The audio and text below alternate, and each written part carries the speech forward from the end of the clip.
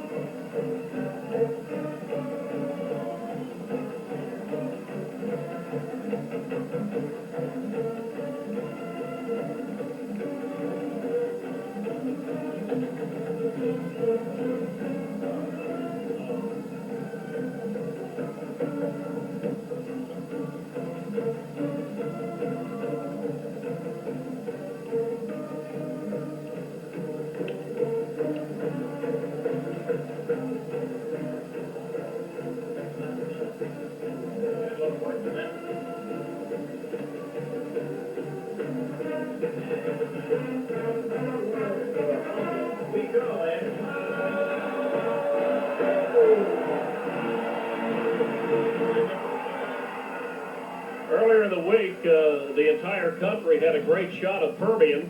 In the USA Today newspaper, they had a big article on the biggest rivalries around the nation. One of the biggest mentioned was the Permian-Lee rivalry, and the sole picture they used was Permian busting through a big sign before a ball game. And I tell you, the group that puts together these signs every week do a great job, and tonight, I think they've outdone themselves. We'll get a shot of it here in just a moment. It says the perfect combination. I tell you, these kids spend all week making these signs every week for them to be run through in a matter of seconds. And look at that, a lot of great artwork, and they got nationwide publicity this week, and sure made Permian look good.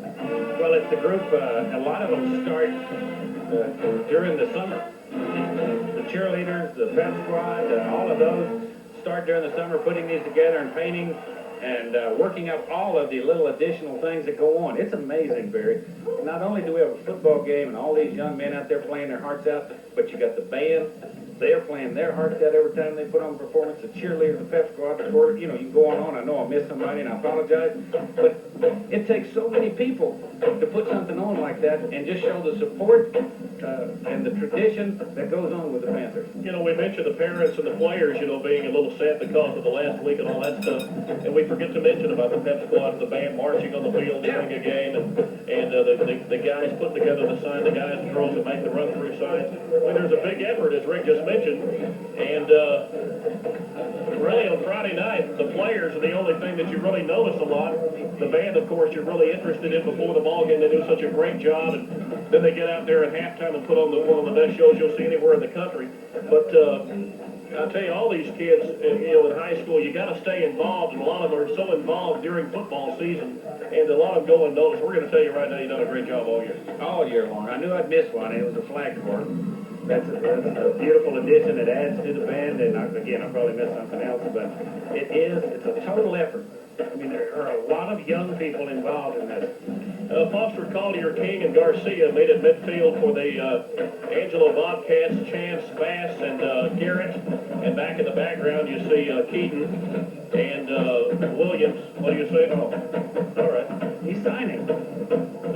Oh, they must have someone on San Angelo's hard of hearing, and this is very unique. As you see the young man there in the dark-colored hooded sweatshirt, he is signing everything that's being said.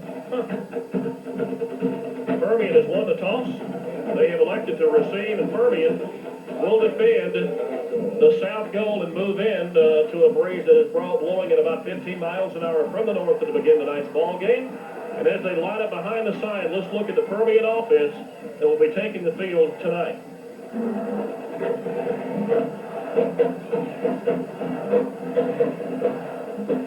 We'll look at that in just a moment. The perfect combination. You know, I think that out in the middle of the field just didn't set maybe, excuse me, the tone of this game. Generally, the captains go together and shake hands after the flip and everything. Only one of the four San Angelo people stayed around to shake hands. The other three immediately turned around and walked off. So here they come.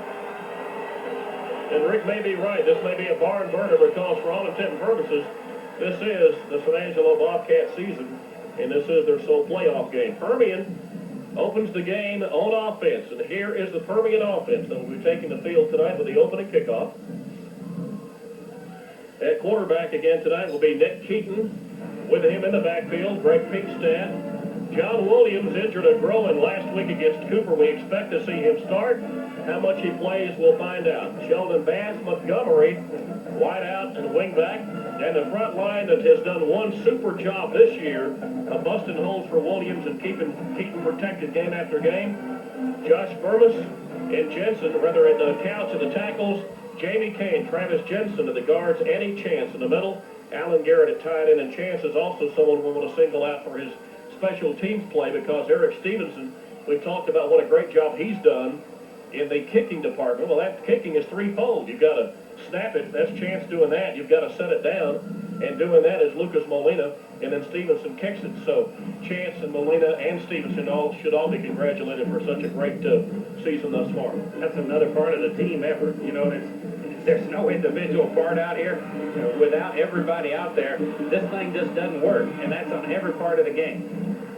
All right, this is a series that began back in 59, San Angelo won that ball game 12-7. Matter of fact, they won 4 of the first 5 meetings between these two teams. And then it wasn't until the mid-70s that Angelo was able to defeat Permian again. The last Permian lost to San Angelo 1986. The two teams did tie 14-14 here at Ratliff in 1990 in Dan Gandy's first year. And this may surprise you, San Angelo's record at Ratliff Stadium, 6 wins, 4 losses, and 1 tie. That's unusual for a visiting team. How many in this district can say they've got that kind of a record coming into this stadium, right? All right, Permian on offense. John Williams will not be back to return the kick as Keltron Montgomery has moved back inside the 5. You see the district bell that Permian will be playing to keep permanently tonight. Let's see, permanently until the next football season kicks off. Keltron Montgomery. And kicking off should be Scott Foster, who was, or maybe Bodie, and check out. I wouldn't be surprised. You know, the way Dan Gandy likes to be a riverboat gambler, he has been known to swift kick it on the opening kickoff. And Bodie, the quarterback, kicker, will be doing the honors. Never Montgomery and Bass back at, I almost said home plate, back at the goal line. You never know what San Angelo may do. They said, watch out for anything tonight. A couple of weeks ago, about 3-4 weeks ago against Odessa High, it cost them dearly. And because of that fact, they're playing for nothing more than just the end of the season tonight. When they went for it on 4th down at midfield against Odessa High, didn't get it. Odessa took it down and kicked the game-winning field goal and tagged San Angelo with a loss. This is Montgomery. He is 5 yards deep. He will take an E, and Permian will come to the line in the 20 to start tonight's ball game. Here's the defense for San Angelo. It's a pincher-type defense, and that means you've got to be very aware of those guys just blasting into the backfield.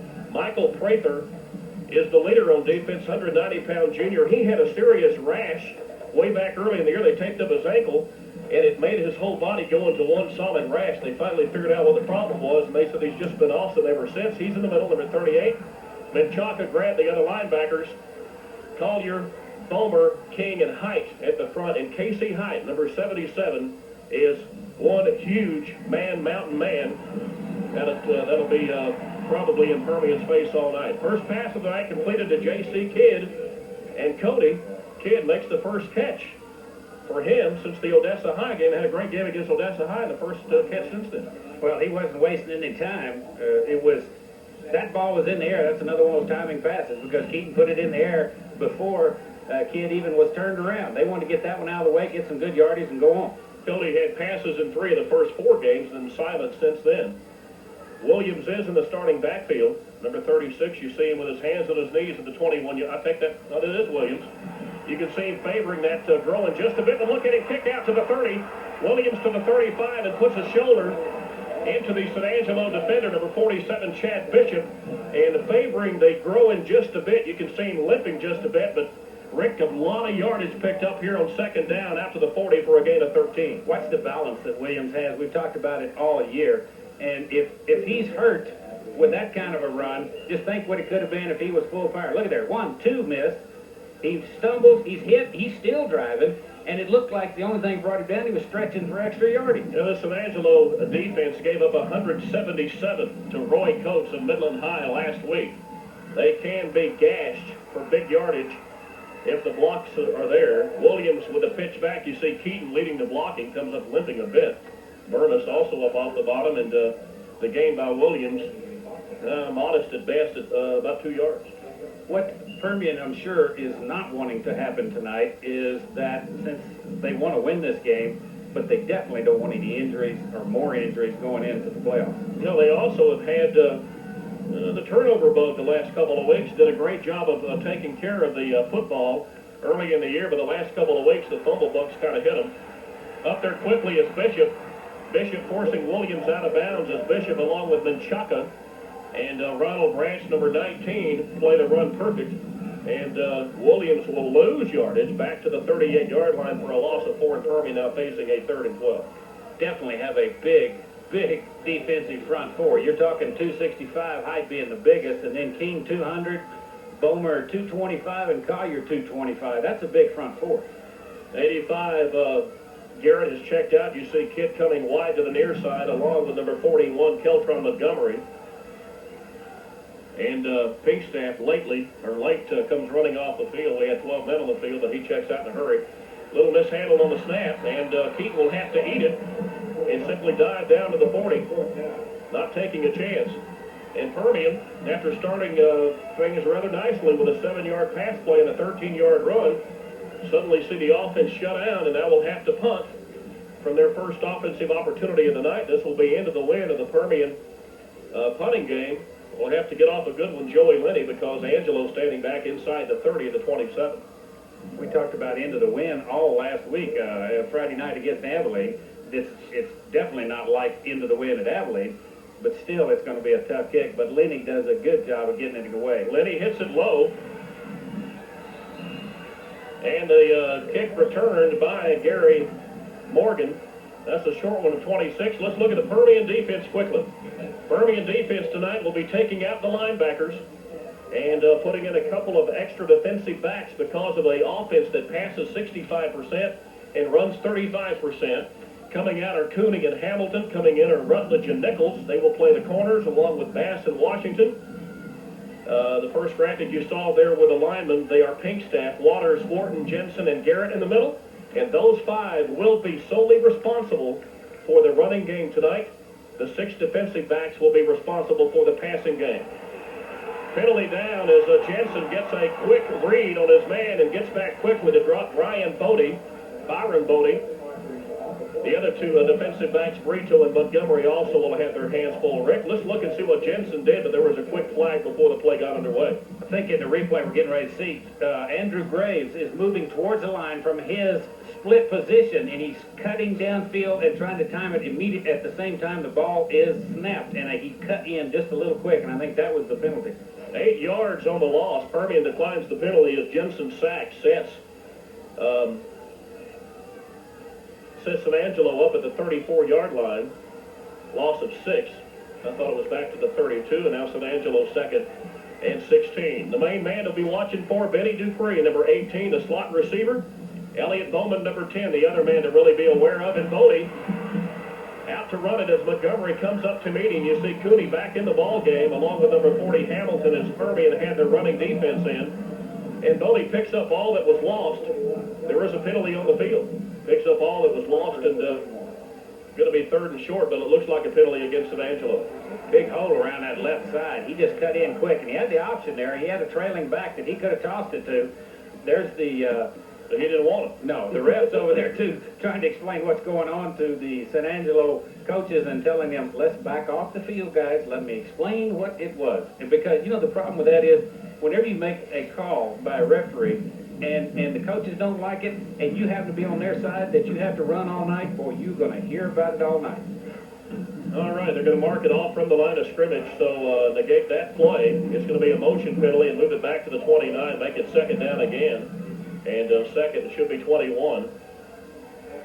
Byron Bodie, the man under center. Bodie didn't get his first start as the quarterback in this San Angelo offense until the Abilene Cooper game, and since then has thrown for more than 700 yards, but also has thrown 10 interceptions. I'm sure that has lit up the eyes of both Bass and Montgomery and the rest of the defensive mates going into this week.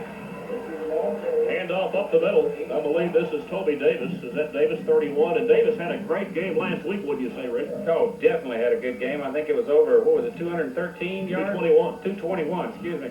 221, sophomore Davis was, and that was his best. And he said he really liked the notoriety, too, because he didn't get much of it. But he is a sophomore. They overloaded one side, had 3 potential receivers. They're doing it again, ran it up the middle. Garrett led the attack along with Waylon Wouters. That 200-yard effort was the first ever by a running back since Dan Gandy took over for San Angelo, and came on only 9 carries against Middle and High. Bodie back.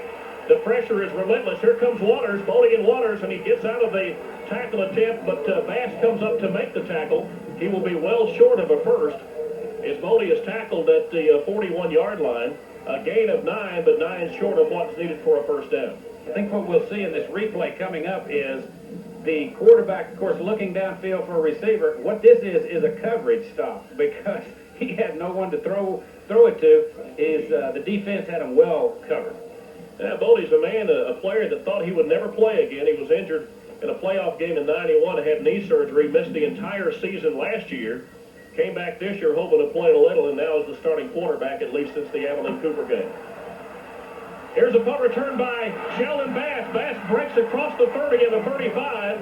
Bass all the way up to the 39-yard line as he returns the 41-yard punt from inside the Permian 20 all the way out to the 38 and just darn near broke that one all the way. Took Ronald Branch to come across. He was knocked down. The Permian had him on the ground. He's quick enough. He's a 165-pound junior, came back from where he was blocked and had an angle enough on Bass to bring him down. Williams back in the backfield with Pinkstaff. Quarterback is Keaton. Up tight in the tight formation backfield is number 41, Montgomery, and Bass split wide to the right. Formation that you normally see Williams running out of. But this will be Pinkstaff. Pinkstaff hit early in the backfield, but swivels in the hips up to the 40-yard line, a gain of about 2. He did that. You watch, if you watched that, you saw what exactly San Angelo's trying to do. Cold weather, cold hands, they're going after the ball. They had 2 hanging on to Pinkstaff. They're hitting him low, making sure of the tackle, but the third man's coming up and grabbing on that ball. And that was number 85, Menchaca, trying to get it away. Now, San Angelo's a team that, as we said, coming in 4-5, they should have beaten Temple. They had the lead with about 4 minutes to play and lost that one. Maybe should have beaten Lee, lost that game 14-7. This is Rutledge. Rutledge makes his second reception of the year. Had only 1 catch coming in, but that was a touchdown against Abilene, and now catches one early here against San Angelo, as this one's all the way down to the San Angelo 47. The important thing on that play was that Keaton had all the time in the world to throw that pass. He goes and he floats out to the right, looking, and finally Rutledge breaks into the open, curls back in, and he's hit. The gain of 13 for the senior, Jeremy Rutledge, seeing two-way duty tonight. Defense is a fourth cornerback, and now offensively as a wide receiver. Here is Pinkstaff. There's a light flag coming down to the feet of Kane. And the gain by Pinkstaff inside the 45 would have been a gain of about maybe 4, but let's check the flag. That looks to be in an area where you get holding. That was the call of holding, and you're exactly right. Whenever you see that and he throws that in there, it's generally the umpire coming up that works the area right behind the defensive line, saw the hold, and throws the flag in. It was, of course, against Permian they're stepping on. Yeah, this will be a 10-yard mark-off, all the way back to the 46-yard line. They're going to mark the gain of Pinkstaff in the 47 to the 44, and then mark off the penalty, so give Greg a gain of 3, then mark it back. I don't see how you can do that because it's still first down, but Permian now facing a 1st and 15, actually about a 1st and 17 from the 46-yard line. In the red with Keltron Montgomery. Montgomery has the wide side of the field, cuts back, following a block of Bass. Bass trying to take out number 45, the defensive back, Brett Johnson. And Montgomery, what looked to be a big play, gathers only down inside the 50 for a gain of 5, and Permian now facing a 2nd and 13. But watch Keltron. He's lined up on the right side. Here he comes around. Now out here blocking is Bass trying to take care of 2 players. Out there was Derek Lopez and Brent Johnson. That's a little tough to do. Just really, which one do you take, A or B, you know? Invariably, you block one, the guy will go the wrong way, and that's basically what happened. A big play turns into only a 5-yard gain. Williams breaking across the 50 to the 45, and John Williams barrels inside the 45 to the 44, coming off a huge 177-yard effort last week against Abilene Cooper. A lot of things written about John last week, and he responded. This week, Angelo, doing the wise thing, didn't say a word.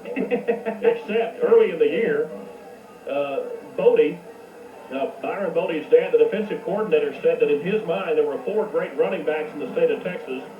Hanspart from DeSoto, Douglas from Converse Judson, Rose from Cooper, Williams from Permian. He's got to play 2 of them. Oh, Montgomery will have the first as the pass completion will be down to the 32-yard line. This will be a gain of 12, and Permian will move the sticks, and will have a 1st and 10. Just a nice job of finding the seam and the quarterback finding the wide receiver.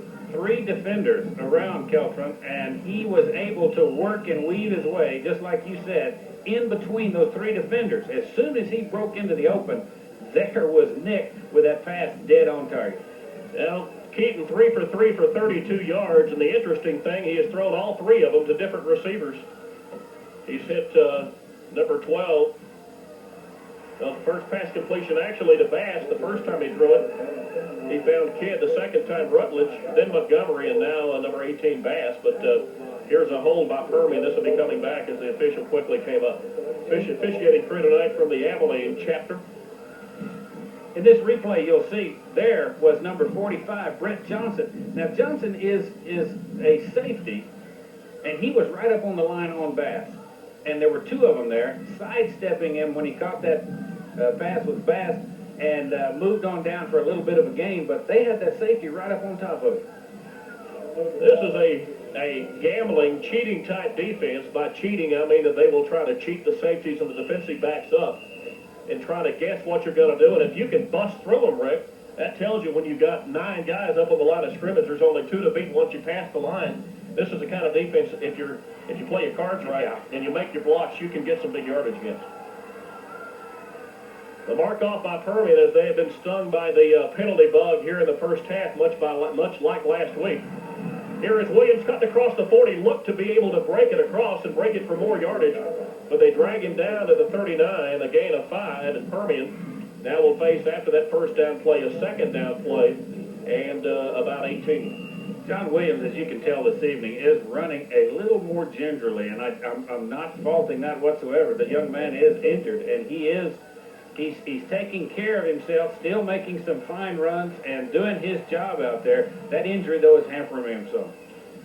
Yeah, we'll see how it progresses, because if it does tighten up with the fact that Permian is already in the playoffs, they don't want to take any chances. Second down play for Williams. The inside is taken up as number 45, Brett Johnson, comes up and makes the tackle, makes the sure-handed tackle, and you can see him favoring it just a bit. You know, as Rick just mentioned, you certainly don't want to do something that will aggravate it any more than it already is. And now Permian facing a third down, and this will be 15. They have to reach the 22 for a first. This is the win. This Angelo defense is in a swarming mode, it seems like. You can just see them, you can see orange everywhere, then all of a sudden when the ball heads a direction, you can see that swarm moving the other direction. Third down and 15 for Permian. Keaton rolling right, has a man,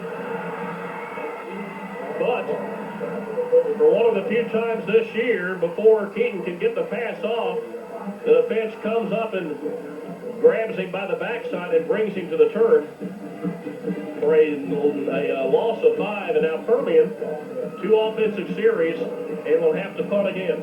That defense of Angelo playing pretty tough here early to go. That was Nathan Grant, a linebacker, and he kind of snuck in around the right end and came in from behind Keaton. Keaton never saw him.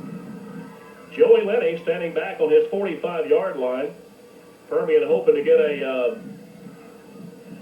kick into the deep part of the field. And look at this tackle for Permian. I believe it was Adam Hamilton. Is that right? Number 40. I thought it was number 20, but anyway. It might have been Couch, 60. All we saw was the 0 before the camera cut away, but a great job of punt coverage by the Permian special teams. And now San Angelo will start from their 12-yard line. You're right. Or from their 17-yard line. Still a long ways away. Bodie again will be the man under center. Bodie rolling out. This is a run all the way, and look at that pursuit by the Panther defense is once again Jensen. We've called his name numerous times already tonight. He chases down the quarterback and holds him to a gain of 3. Matter of fact, a gain of 4 out to the 21-yard line. It'll be 2nd and 6. Bodie not even looking to pass that time, simply tucked it and ran. It looked like it was designed that way, and Bodie has that athletic ability to break it through, and that's what you've got to watch. It was something we faced last week also. Very dangerous receiver in senior Benny Dupree.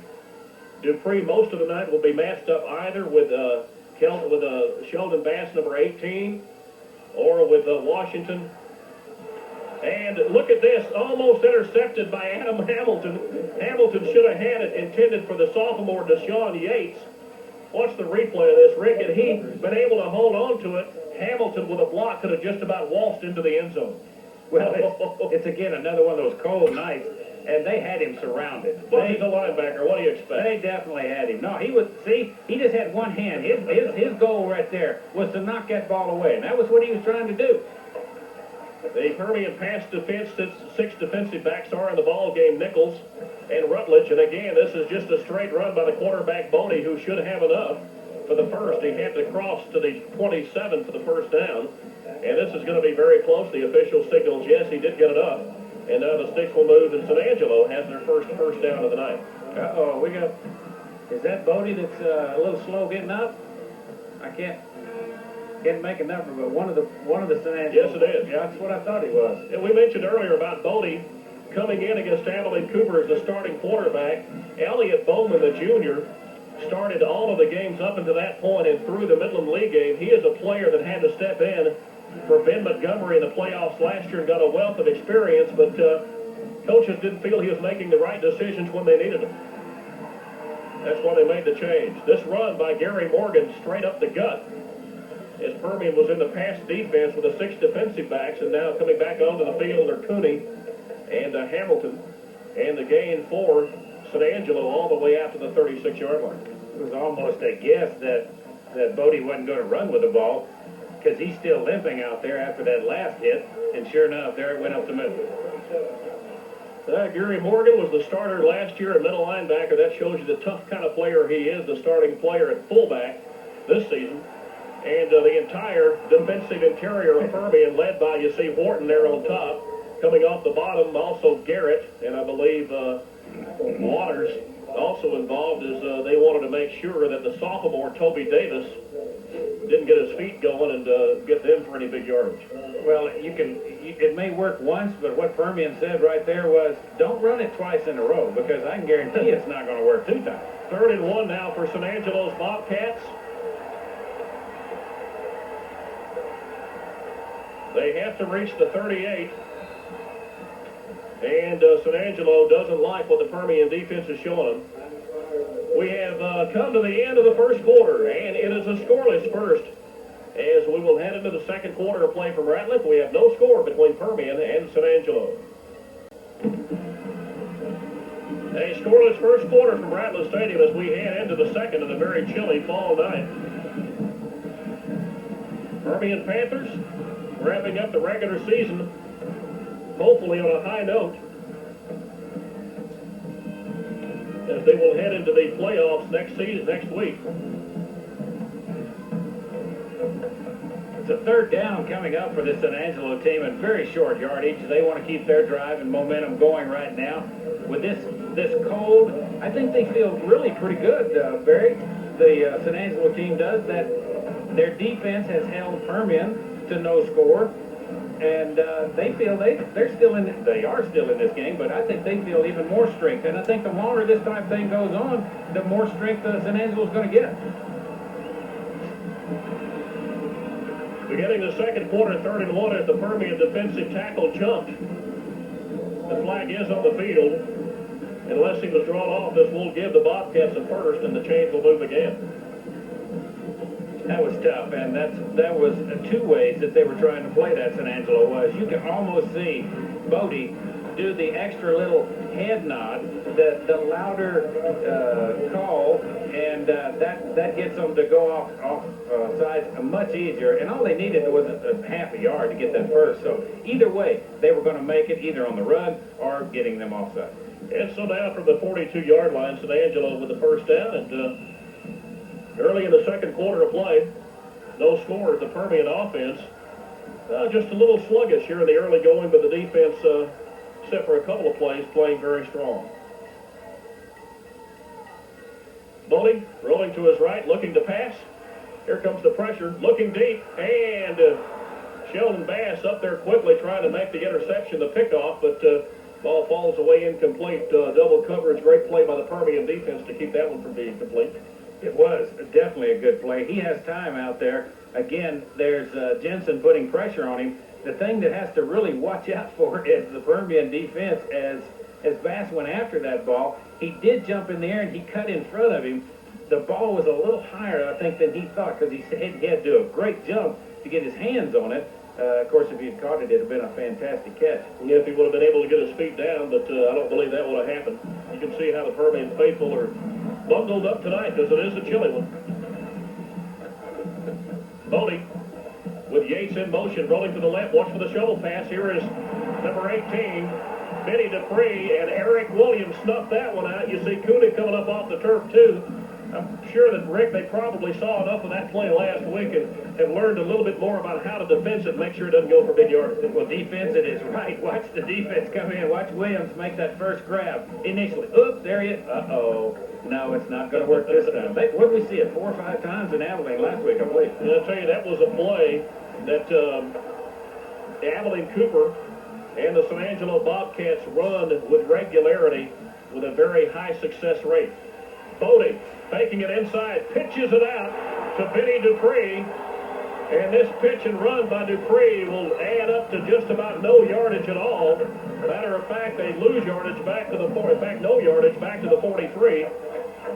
And a great play by the Permian defense again as Jensen makes the hit on the quarterback and Bass comes up quickly to make the hit on the pitch man. Great coverage because he had a lot of options. He could have thrown it or pitched it out like he did. And Permian had all the angles and all the options covered. I'll tell you, with a gambling Dan Gandy type of coaching, don't be surprised to see a few fake punts tonight.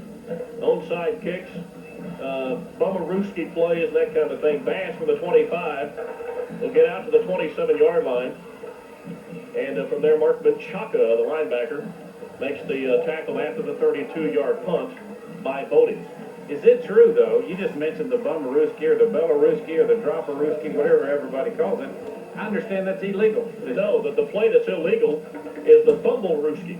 The Fumblerooski is the play where the center snaps the ball, touches the quarterback's hands, lays the ball back on the ground, the entire line moves in one direction, and then a lineman picks it up and rumbles downfield. Okay. But the Bummerooski is when you hand it off to an interior back. He stays bent over and then proceeds once the defense has committed themselves one side or the other. That one's still legal, and be looking for it. Well, that's why I was asking that. John Williams up to the 30 and across the 31. This is a gain of close to 4. Much like last week, Williams bottled up in the early going, but with any great back, you just keep banging him and banging him at the defense, and sooner or later, this cold is wreaking havoc with my mouth. Sooner or later, he's going to break loose. Permian has the wind at their back in this quarter. Williams looking inside, and nothing's there as the entire defense collapses on the senior running back. Off the bottom of the pile, number 54 is Jeremy King, and Permian now facing a passing down with a 3rd and 6 coming up. Definitely are in the middle a very tough defense. And again, as I went over, they have those 4 big boys up front, and they have 3 pretty good-sized linebackers, 190, 185. One of them, Nathan Gant's only 165. But you've got right there 7 players just holding that middle and trying to contain Williams. And Prather, certainly the man that really does the most damage on defense for San Angelo, the middle linebacker. Wide open, and with the catch is Keltron Montgomery all the way down to the San Angelo 26-yard line. What a pass that was. He was so far ahead of the defensive man. He has, see there, Nick saying, oh, I can't believe that. Now, he catches it over the wrong shoulder, over the off shoulder. 42 yards on the catch and run from the quarterback Keaton to his wide receiver, wingback Keltron Montgomery. A great throw, but also just a super catch, as Rick mentioned, as the concentration by Montgomery was absolutely perfect, and he was able to haul in the ball inside the San Angelo 30. Williams across the 25, looking to get his legs under him and down to the 23, and there kind of slips to the turf with a little bit of help from the defensive back, Branch, number 19. He also had a little help that the umpire was not able to see, or the referee, a little face mask right at the last, but oh, gee. It has a tendency to turn your head around real quick, slow you down, but Certainly gets your attention if you're a running back. It did that. I asked you a few weeks ago about being an offensive lineman, kind of running back in the backfield, that you knew if you held your block for a second, he'd be through there, and if that made your job easier, and you took pride in the fact that you had a guy like that. Don't you also take pride in the fact that your running back gets 100 yards, he gets all the accolades, but you know that you did your job to make it work? No doubt. There it is. There it is. There it is. Here's a connection that is not connected for a touchdown pass. It's Midland High. There is a flag on the field inside the 5 as Keaton finds his favorite receiver, Sheldon Bass, for the apparent Permian touchdown. Beautiful. Let's see if the call is against the defense. It is holding. San Angelo declined to Permian. Touchdown, Mojo. Watch Bass on this as he positions himself in front of that defender. Watch. Oh, my goodness, what a catch. He just comes back and gets himself in between the defender and the ball, and it should be the opposite, of course. Well, a 23, officially a 23-yard pass play for the score. Keaton's 11th on the year, and Bass has his 10th touchdown reception of the season. Chance back to Molina, and Stevenson does the honors, kicks through the extra point for the 34th consecutive time, and now Permian with some big plays moves out ahead of San Angelo with 7:45 to play before halftime. Permian 7, San Angelo nothing. The 5-minute, 19-second drive covers 5 plays and 73 yards. And Sheldon Bass made mention of the fact that, in fact, I mentioned to Sheldon that, hey, you guys ain't connected in a couple of weeks. He said, well, this week. and true to form it was. You know, this, as we talked about a little bit earlier, when we saw how the safeties were coming up on the line, it is the type of defense that San Angelo is running. It is a chance defense, and I mean that by you're taking a chance that they don't get behind you, that they don't break through, or whatever. Now, Bass was covered on that, but this is the type of defense that you have the chance to make the big plays on. And Stevenson kicking with the wind at his back. Hits this one down to the 11-yard line. Fumbled just a bit by the running back, and look at him breaking across the 45 before Adam Hamilton gets over there quickly and makes the tackle on Nathan Grant. Grant looked for a moment. What speed as he busted across the 20. Looked like he might break this one a long ways, but Adam Hamilton with a sure ankle tackle brings him down to the 29-yard line. There's that, watch, he fumbles though. There's that 1 second of hesitation. Now, that doesn't take away for his speed, because if it wasn't for Hamilton and one other Permian gentleman there, and I didn't get his number, that Nathan would have gone all the way. Looked like Nichols 23. Now San Angelo starting from near their 30-yard line, trailing in this one 7-0 after the Bass to Keaton pass just a moment ago. Such a poetic and lyrical way of talking about a pass play. This one inside to Deshaun Yates. And Yates snuffed out for nothing by the interior of the Permian defense. You see Wharton, and off the very bottom, the senior Patrick Cooney. Waters was in on it, Jensen again in on it, and that was the one those misdirection plays. But what Permian is so good at is staying and holding your area and not leaving. Beautiful play. Now, the San Angelo offense has had their best rushing days the last 2 weeks. 435 yards last week against Midland High in a big 50-7 victory. Permian certainly aware of that fact, and here again is the sophomore, Toby Davis, number 31, as he barrels up inside of there. He said last week after the game, it was quoted in the San Angelo paper, I'll always see myself running over people playing against the Midland High defense. I'm sure that got the attention of some of the linebackers and defensive linemen of the Permian Panthers. I'm sure it did. I'm positive it did. It's like those newspaper articles that will set you up real quick. Yeah, a little motivation doesn't hurt. San Angelo now facing a 3rd and 4. Need to reach near the 40. Just shy of the 40-yard line for a first. Watch out for Bodie and that little quick running play of his, but this will be a pass play and not even near complete, as this was intended for Elliott Bowman. Bowman, the starting quarterback early in the year, and has been moved out to wideout. He's been just a little skittish in the passing game, we understand. We understand that he looks downfield and hears footsteps more than he has before, and they were a little concerned about that because he has a lot of ability as a pass receiver, but he's listening instead of concentrating on the ball. Now the Panther defense does the job after the offense moved in and scored. The Panthers have been just a little little tender in the inside 20 game, the last couple of games. We'll get to that point in just a moment. This this punt gathered in by Montgomery. Montgomery tries to fake out Morgan after the punt of 36 from Bodie, and Morgan has none of it and puts him flat on his backside back at the Permian 29-yard line. Not a whole lot of options there. I mean, there were 6 guys that he had to go one way or the other or straight up the middle. He finally says, I think I'll just sit here and let him go ahead and hit me because that's probably not going to be as bad as if I run into him. But you know, you asked me a question a minute ago. I didn't get the answer about me being a lineman. 100 yards and stuff, yeah. You're very proud of the job you do. And the linemen do not generally get the accolades that, of course, they deserve. But they do their job, and you are proud of doing it.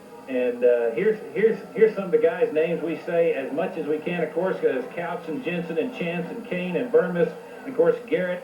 All these gentlemen are doing their job up there, and they are proud of the job they do. If that running back gets those extra yards, it's like, I did my job. Yeah, Williams with 21 career 100-yard games. And Keaton, what happens when you mention something? Keaton back to pass, and the pressure put on by Grant, the linebacker, and really had no opportunity to throw the ball as this pinching defense of San Angelo is giving the Permian offensive line a little bit of fits here early. Kind of adjustment the coaching staff usually makes at halftime, though, to kind of shut that off. That's true, but the Bobcat that got through was Grant, and we just saw how fast he is. All he needs is like about a quarter of an inch break in that line, and he's there, see? Permian does have the wind at their back in this quarter. Inside of 5.5 minutes to play before halftime. Keaton under center, quickly looking to pass. He has his man, and the ball tipped at the line, intended for Bass. Bass only has a couple of catches. In fact, one catch officially tonight for 97 yards. That one intended for Kidd and not Bass. Kidd catching a pass earlier in the game. Well, I was going to mention the last drive by Permian with the score.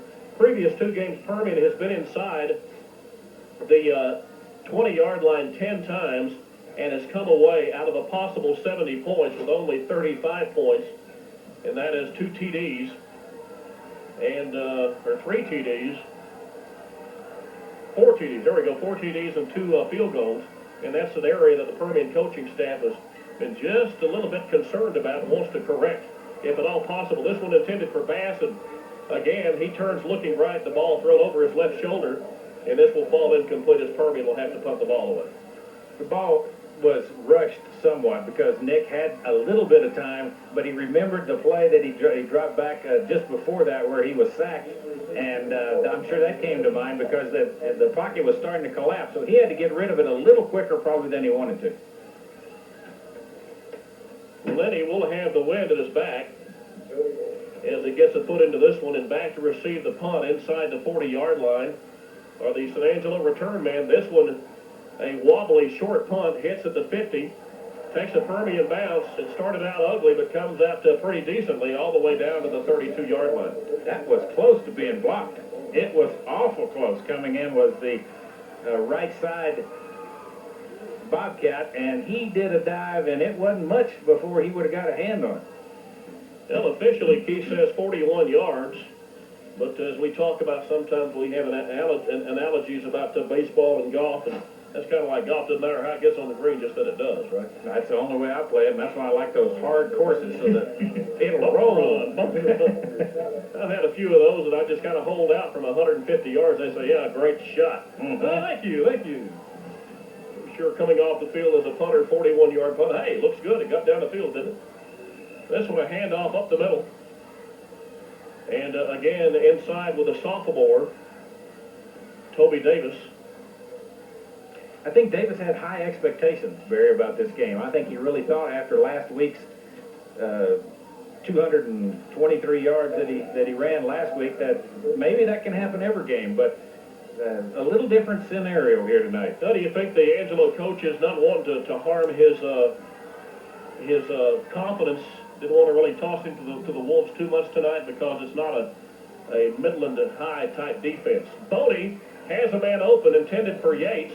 Back there defensively is the linebacker Hamilton, as Permian kept the linebackers in on that play. And this one just a little bit out of the reach of the receiver, and now San Angelo facing a 3rd and 7. Both offenses with this wind and cold having just a tough time getting on track. Well, Bodie has a great read ability, and the reason I say that is what he's doing is because Permian, when they started out, was running that defense where you take your middle linebackers out and add extra receivers. When he sees that happen, he's running the ball. When they come in, he's passing the ball. Great read. Bodie has a man short. This again is Dupree, and Bass comes up to put the tackle. Look at Garrett peeling back quickly to make the sure tackle, make sure that he does not break out for the first. And this will be short. There is a penalty on the field apparently. You can see Coach Hollingshead making the motion no. That may mean that they just simply didn't make the first down. Look at the sure tackle made by both players to make sure he doesn't pick up the first down. Well, how you describe that is what Bass did was when you're making a peanut butter and jelly sandwich. Bass was the peanut butter going on, and here comes the jam to finish it up, you know?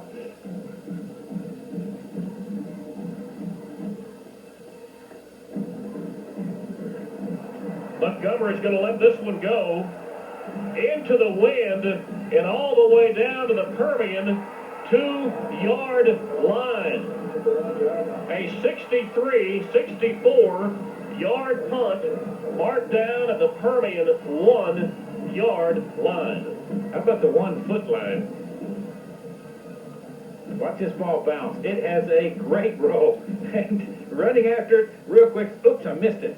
But he comes back and makes the stop, and that was number 85, Mark Menchaca, finally downing it there. But it looks like the point of the ball is not but a few inches off the line. Permian was held to 7 points against Midland Lee a couple of weeks ago to only 6 points in the first half last week against Abilene Cooper, and now 7 offensively in the first half tonight against San Angelo. And Williams, with the inside carry, won't get much, maybe out to the 3. That was a great move by Williams because one of the Bobcats shot through, had a shot at him in the end zone. And what Williams did was turn his body sideways so that the Bobcat just shot right by him and was able to get out of there because that was a sure safety. Now, the situation last week, Permian defensively found themselves in this situation and were able to get a safety against Abilene Cooper. So Permian's offense has to be very, very aware of that fact. And certainly wants to hang on to the ball move out to the 11 for a first and get some breathing room secondarily. This will be inside handoff to Pinkstaff. And Pinkstaff, you see, wraps those paws around the ball and digs out to the 8. What's that? He's not going to let that thing go for nothing. No, there's some protection right there because he was hit, and what it did was spin him around, so he backed on in and keeping his balance that way. He also picked up that extra yardage. They're only, a couple yards short. Inside of 3 minutes and counting now for Permian here in the first half. The slim 7-0 lead coming on a pass play and covered 23 yards from Keaton to Bass. Permian, third down play, wide open is Sheldon Bass. And Bass will take this one 92 yards for a Permian school record. 92 yards. From Keaton to Bass, how does a man get that wide open? I'm looking downfield trying to find Bobcats laying all over the field like they stumbled, they fell. What's the excuse? Bass was 20 yards past the defender. There's no excuse for letting somebody go like that. Now, the longest pass play in Permian history was 90 yards from Winchell to Lloyd Hill against El Paso Asleta in 1987. This one goes 92 yards. And remember, back against Midland High, Keaton and Bass hooked up for an 80-yarder. What were we talking about a big play defense that you can really bust loose on, that you can break that line of scrimmage? My goodness, 92 yards. That's holy cow. There's only about, 7 or 8 more yards that you can say is a bigger play than that? How big of a play was it, right? Bobby, do we have a replay of that particular play? We'd certainly love to look at it again if we have something. How do you get that wide open motion by the Permian offense? That'll move it back instead of the typical extra point try by Stevenson. This will move it back to the 8, and the extra point try will come from field goal distance. we're going to look after the extra point at the pass play from Keaton to Bass, and folks, wide open. I mean, he had nobody within 30 yards of him. Busted defensive play or something. And hey, apparently the extra yardage doesn't make any difference, as Eric Stevenson nails his 35th consecutive. Rick, tell us about the play that went 92 for the Permian school record. I'll have to admit, my fault. I thought, and I was getting ready to say as I'm watching this play happen, that who is Keaton throwing it to? I thought, oh man, is this one getting away from him? Because he had a man short. Look at that. I'm saying he was at the 40, and there was nobody near him. They were down at the 45 on their end. I really was. I said, Keaton, who are you throwing it to? Your man is running short, because I didn't see any other Bobcats back. And then I looked down and say, well, my goodness, look who's here. Now, Bass has only 2 catches tonight. Oh, and how many yards would that be? 115. And 2 touchdowns. Yeah. In fact, Sheldon Bass, coming off of last week's 5 for 42 last week. Before that, you talk about a great run. 147 on 9 catches against Abilene, 6 for 173 against Midland, 9 for 135 against Lee. Also had a 6 for 90 against Temple. But my goodness, 92 yards. Make sure to tell the media crew downstairs exactly what happened. 92 yards in the pass play, and that was pretty. You can't say enough about that. Yeah, Sheldon's right. Hey, buddy, you've gone 2 games. Going to get one this week. Yeah, but he lied. He got 2. How tough is it to be a quarterback and have a guy that wide open and make sure you hit him? Here on the, I get so giddy because of the big play, we forget that there's a game going on, and down there quickly is Hamilton to make sure he makes the stop on the running back to run back the kick. And Permian, now thanks to that huge pass play. Oh my goodness. Oh man, that ought to make the best and worst. Best and worst this weekend. I tell you, on Monday night they watch your local sports channel. That's got to be the best play of the week. I might throw water on you to cool you down, I'll tell you. I love that kind of stuff. It's great. That's fun. I like that stuff. You know, just like a quarterback, you don't want to miss him. Well, when you're calling the play, you don't want to, you don't want to miss it either. You make sure you call it right. Here's Bodie simply with a rollout, sidesteps the tackle of Nichols, and Cooney in there quickly to get up there. I say sidesteps the tackle of Nichols. That was Pinkstaff. And Bodie still moving just a little slowly. He ain't in any hurry. 2:14, 2:13. When you get a team like San Angelo coming in, they say they're 5 plays away from being undefeated and all that jazz. Get them down early. Does that do anything mentally, you think? Oh, I think it does. They feel they're out of it anyway. And as I said earlier, that the longer that score stayed 0-0 or San Angelo stayed close to them, the better San Angelo was going to play because it kept them in the game. Oh, my goodness. Inside play, handoff fake, actually. As Bodie will take it, there's Jensen. What a game Jensen's had here in the early going. Also, Garrett back there. You see Pinkstaff pulling off the field. Who is also down there? Cooney, 38. I tell you what, a linebacker. I like watching Patrick Cooney play. Missed most of last year with a knee problem, but surely come back and played strong this year. Had a little concern about it in the Midland game and didn't play, but it's really looked good the last 2 weeks. If you look at this San Angelo team right now, there's not a whole lot of fire in them. They're just kind of meandering around. Of course, they may be taking up as much time as they can to eat the clock up and say, well, let's go in and see if we can warm up a little bit. But still, they're just kind of, especially quarterback. That quarterback, Bodie, has got to be the leader of this team. And his actions of just kind of meandering around, taking his time and stuff, that doesn't help the rest of it either. You know, that 92-yard pass play capped off a 99-yard drive, and the Panthers found themselves backed up on their doorstep, and that kind of play can also take the fire out of the defense when you've got them backed up and you're all excited. Now Bodie picks up enough for the first, and the chains will move. We're inside of 1 minute, 58 seconds. Permian already in the playoffs, really the only thing to be decided this weekend, and by the time you watch this replay, you will know what's happening as far as who's going where. Big school playoff, small school playoff, Division I, Division II, who the opponent's going to be. But certainly, as we mentioned earlier, they want to play good tonight to give them some great momentum for the next week.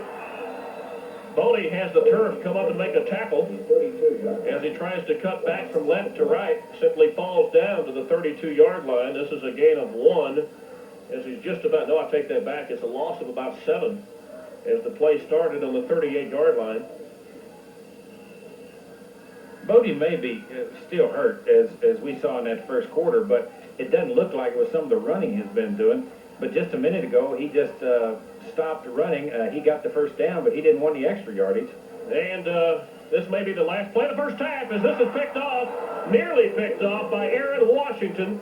Bodie has had the interception bug this year. In fact, his first 3 starts, Rick, he had 3 interceptions in each game. Now, granted, a couple of them with a Hail Mary, last play of the first half type pickoffs, but still 10 interceptions in 4 games is a whole lot, and Washington almost took back another one. Let's see if we can see Washington. He bounced that ball around 3 or 4 times. Watch it. Where 1, 2, 3. It was about 3 times, and finally it went off his leg. But he kept trying to knock it back into him so he could get a control on it. You know, one of the biggest interceptions was turned back for a touchdown by Odessa High. Keith Gibbons took it back more than 80 yards. Fumble. Rutledge picks it up, but they say the ground cannot cause the fumble.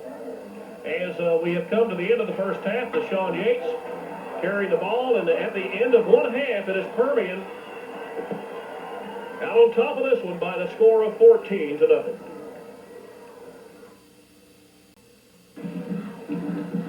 Now we're just about ready to kick off the second half of the game tonight. A very quickly played first half, and the Permian Panthers, a couple of big pass plays from Keaton to Bass to lead this one 14-0. And here come the Panthers back on the field. Rick, we're going to take a look at the replay again. Oh, we don't have it yet. Okay, we're going to try to find that replay of the 92-yard pass play and try to explain to you what happened. Permian did a little sneaky on the Angelo defense that kind of broke the receiver into the backfield. Basically, they lost him at the line of scrimmage, and we're going to show you why in just a moment. But, you know, we talked earlier about Gandy being the sneaky potential coach this evening, but it looks like the tables have been turned.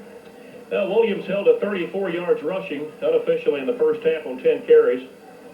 And passing was certainly made up for that thanks to that 92-yard play from Keaton to Bass. And Rick, why don't you tell us, let's look at this real quickly, and let's see if we can see where Bass is lined up. He's lined up as a tight end down here at the bottom, the top of your screen. And with his speed, of course, he just breaks out through everybody. And as we talked about, at the tight end position, they definitely weren't looking at Bass to be a potential receiver downfield in any way. And what he did was he fooled them not only to take their eyes off of him and forget him and think that he's going to be a blocker, but they forget about him when he passes through them, evidently, because somebody forgot about him because he was wide open. Now, so far tonight, Nick Keaton, 6 of 8. 189 yards. His best night was 7 of 11 against Midland High for 196 and 2 scores, and both of those were long distance varieties to Sheldon Bass. So Keaton certainly has an opportunity to bust the 200-yard barrier for the first time this season. Well, there's a 5-yard kick right now as soon as he catches up with the ball. That shows you how bad that wind is blowing, and it seems to have picked up some in the second half of play since we started. Because it seems like it up here. That's what I meant. We have lost total feeling of feet, hands, noses, and in your case, the mouth. Well, I tell you, when you have no hair, when you're half bald-headed like I am, you have no way to keep the heat in, even with a wool cap on. Stevenson gets his foot into this one, and Nathan Grant does the wise thing after he plays a little bit of jumping jacks with the ball and simply takes a knee. And now Permian's defense will take the field first here in the second half. Here's the Permian defensive scheme. Once again, the running game will have to be controlled by Pinkstaff and Jensen at the ends, Waters and Wharton in the middle, along with Garrett, the middle linebacker. Hamilton and Cooney will play quite a bit here in the second half. In fact, that is the lineup as we start the second half. Washington, Bass in the corners, Brito, Montgomery, and also we'll see Nichols and Rutledge in as the 5th and 6th defensive backs. Bodie, a little tender in the first half. He was stung on an early run. It didn't seem to be himself after that. And the first run of the second half, a pitch back to Gary Morgan. Morgan, the fullback, Bodie, the quarterback, the receivers, Dupree and Bowman, 18 and 10. Yates, 7, and Andrew Graves, number 82. Offensive line, a big one, Thornberry there in the middle. Teharina, Shockley, the guards, and Norman and Avance will be the tackles. Gain of 5, second and 5. The roll clock roll. Hurry. Fake it inside. Bodie breaks across the 30. Bass and Brito, and here comes Cooney. He wants a piece of the action.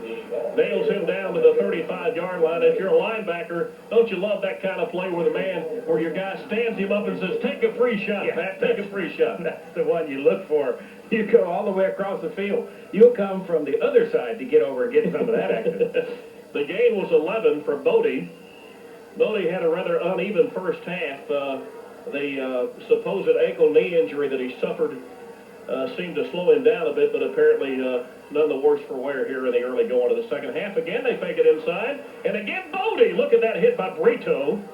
And Brito kind of does a backwards move after the hit. Also coming up off the bottom of the pile is Pinky, Bigstaff 27.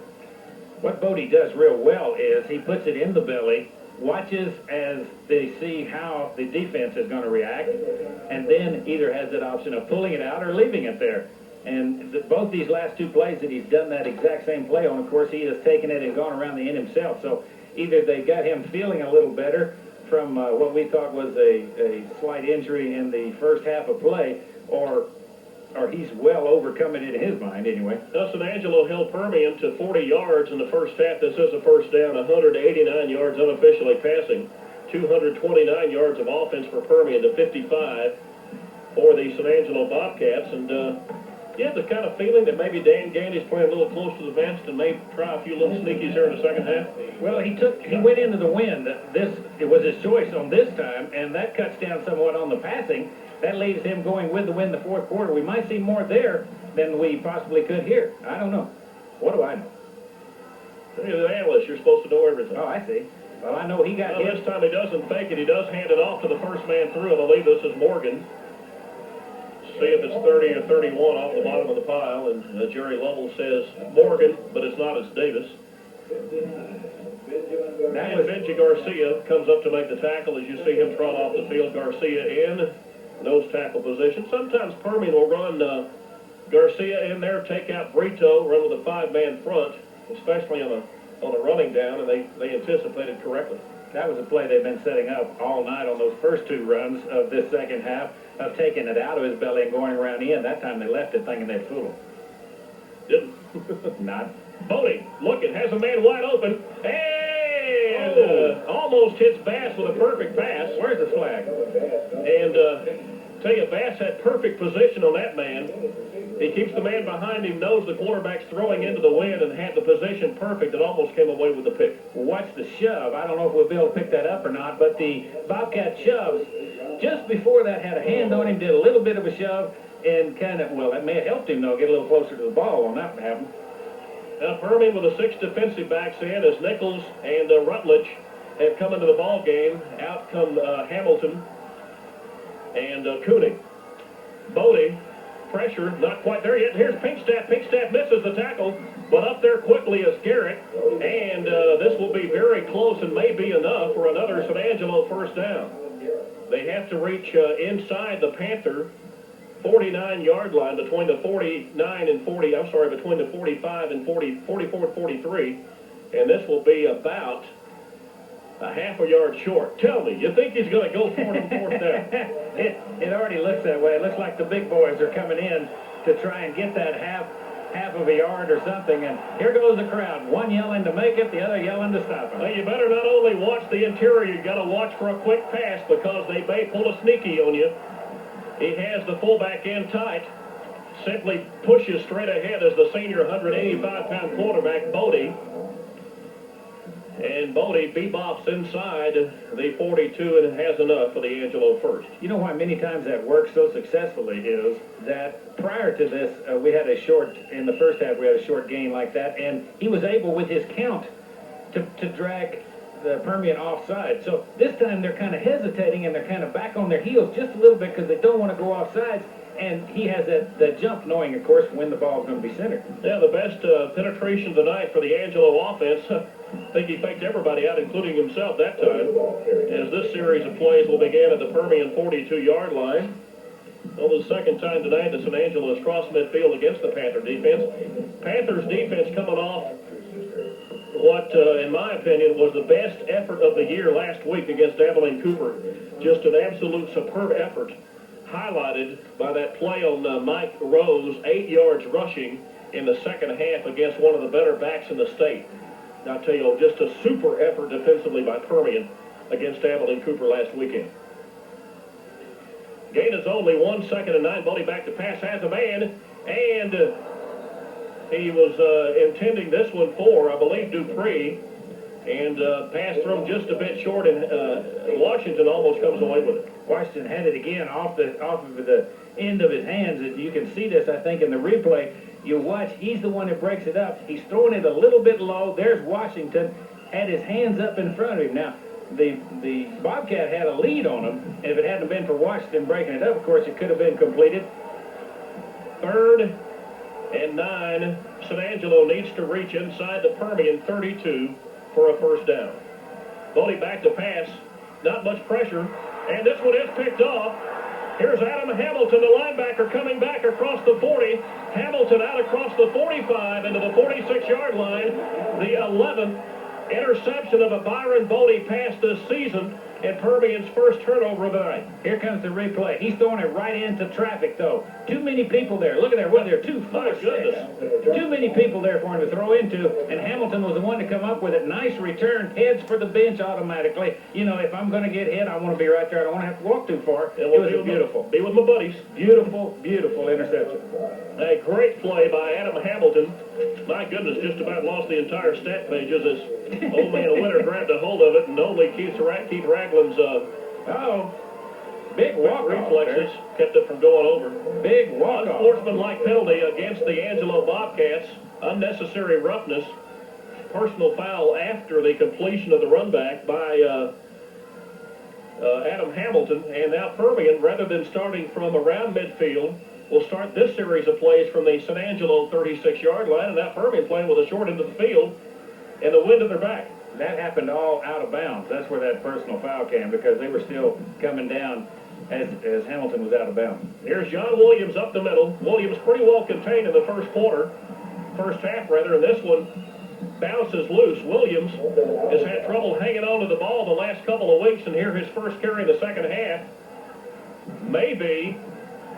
Apparently, looks like Chance has come up with the ball.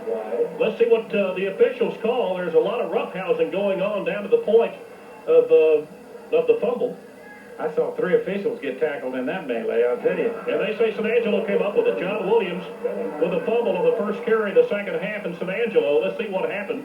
Tackled the ball right there. As you see, Rick, as he's stretching for the extra yardage, he stretched out with the ball hand, and the ball was knocked loose by Menchaca. And Menchaca came up with a fumble recovery. There is also a flag on the field. And Permian, after starting with superb field position, did he just on the first play, has the fumble get away from him. And now the penalty against San Angelo. Williams with a fumble bug the last couple of weeks, actually last 3 weeks, Rick. Another personal foul, though, against the Bobcats. I think they're coming out upset, needless to say.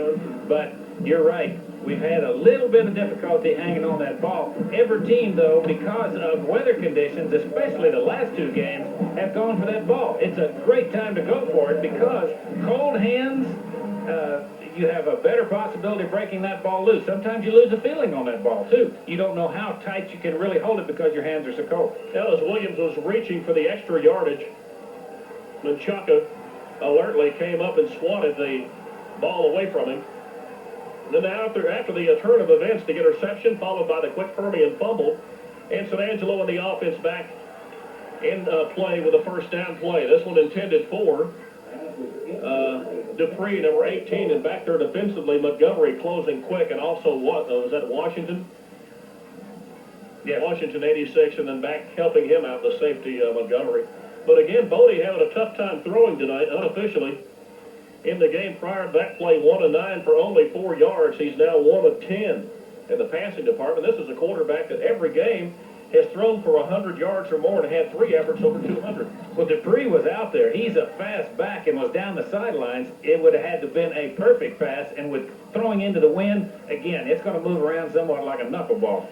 Permian certainly needs to get a couple of scores if they can, at least a single score on the board this quarter, and force San Angelo to come from 3 scores down when they have the wind at their back with that passing offense. Deshaun Yates with the inside counter play crosses the 20 after the 24-yard line, and Hamilton along with Bass come up to make the tackle, but the gain 9 to the 24. Good blocking that time on the front offensive line of San Angelo. They start out at James with 235, Josh Shockley at 185, 215 on the center. The guard 295 is Tony Tejerina, and 270 by Aves. It's 3rd and less than 1 for the San Angelo Bobcats from the 25-yard line as senior Byron Bodie brings the Bobcats back to the line, and Bodie simply plows ahead and will have enough for the first as he plows for a 3-yard gain out of the 27. Following that pick, he goes over, if you'll watch, he'll take that path of least resistance behind his big 295-pound guard and his center 215. You know, that's a lot of meat up there moving the truck back. Well, like they say, Mama didn't raise no fool. I don't wonder how you call that in the huddle. I'm coming behind you, buddy. Put a block on somebody. The Bobcats now with the 1st and 10. Bodie pitches it back. This ball could be recovered by Permian, but unfortunately knocked out of bounds. The pitch play, let's look and see. It was Aaron Washington who frantically tried to get to the ball, and then his eagerness knocked the ball out of bounds. Permian could have come up with a great big play and a fumble recovery inside the Angelo 25, but all for naught. That was a tough one, though. That ball was bouncing real fast on the ground, and he was trying to catch up with it. And when he tried to bend over and pick that up, he just helped it on out a little bit. Of course, that's not bad either. I'll tell you, if it's near as cold on the field, I bet it is as it is up here. I can certainly understand the chilly fingers and the fact that you don't want to catch a loose pig hide as it's tossed to you. Bodie fakes it inside to Davis, simply tucks it and runs it out to the 34-yard line. This will be well short of what's needed for the first, and probably not 4-down territory as San Angelo will have to punt into the teeth of this 20-mile-an-hour breeze.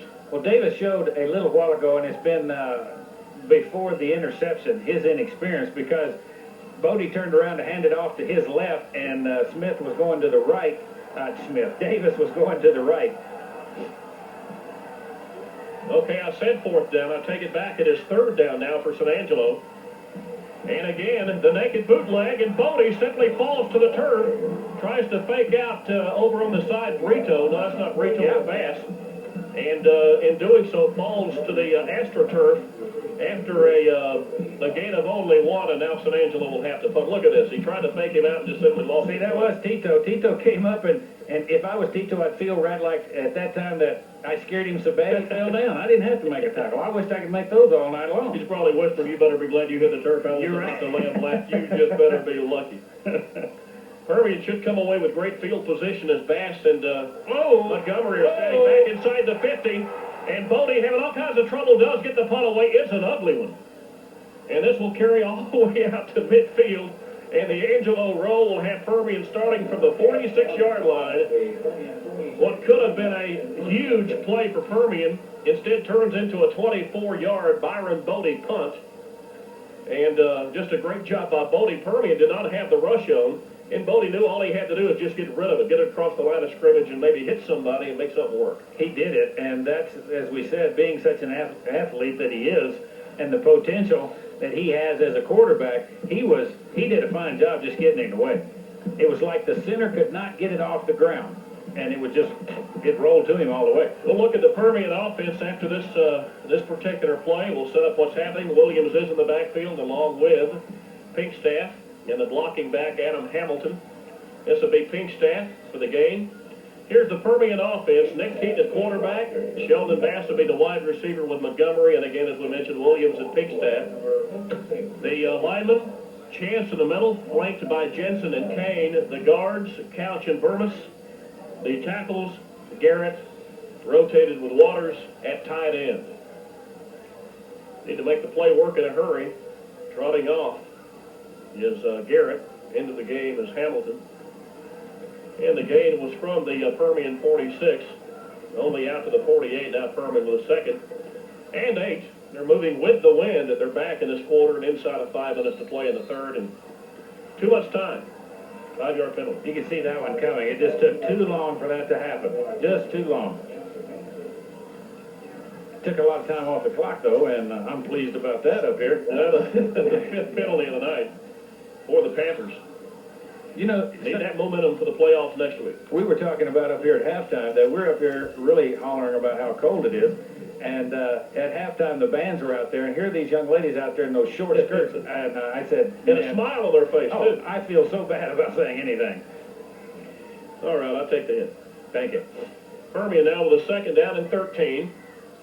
Keaton looking to pass, and through the hands of Montgomery, nearly picked off. I believe that was Derek Lopez, who has 1 interception on the season, just about came away with another one.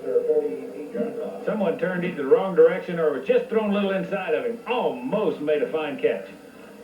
Yeah, the Permian offense starting out just a bit out of sync here in the second half. 2 scores in the first half, both of them on pass plays from Keaton to Bass, the first of 23, the second of the school record 92 that we spoke so eloquently about as the first half was coming to a close. Did you see that? He lined up behind the guard, had to move over to the center. No, I think he was telling me. Oh, okay. Yeah. I thought he lined up behind Jensen, and Jensen's going, "What are you doing?"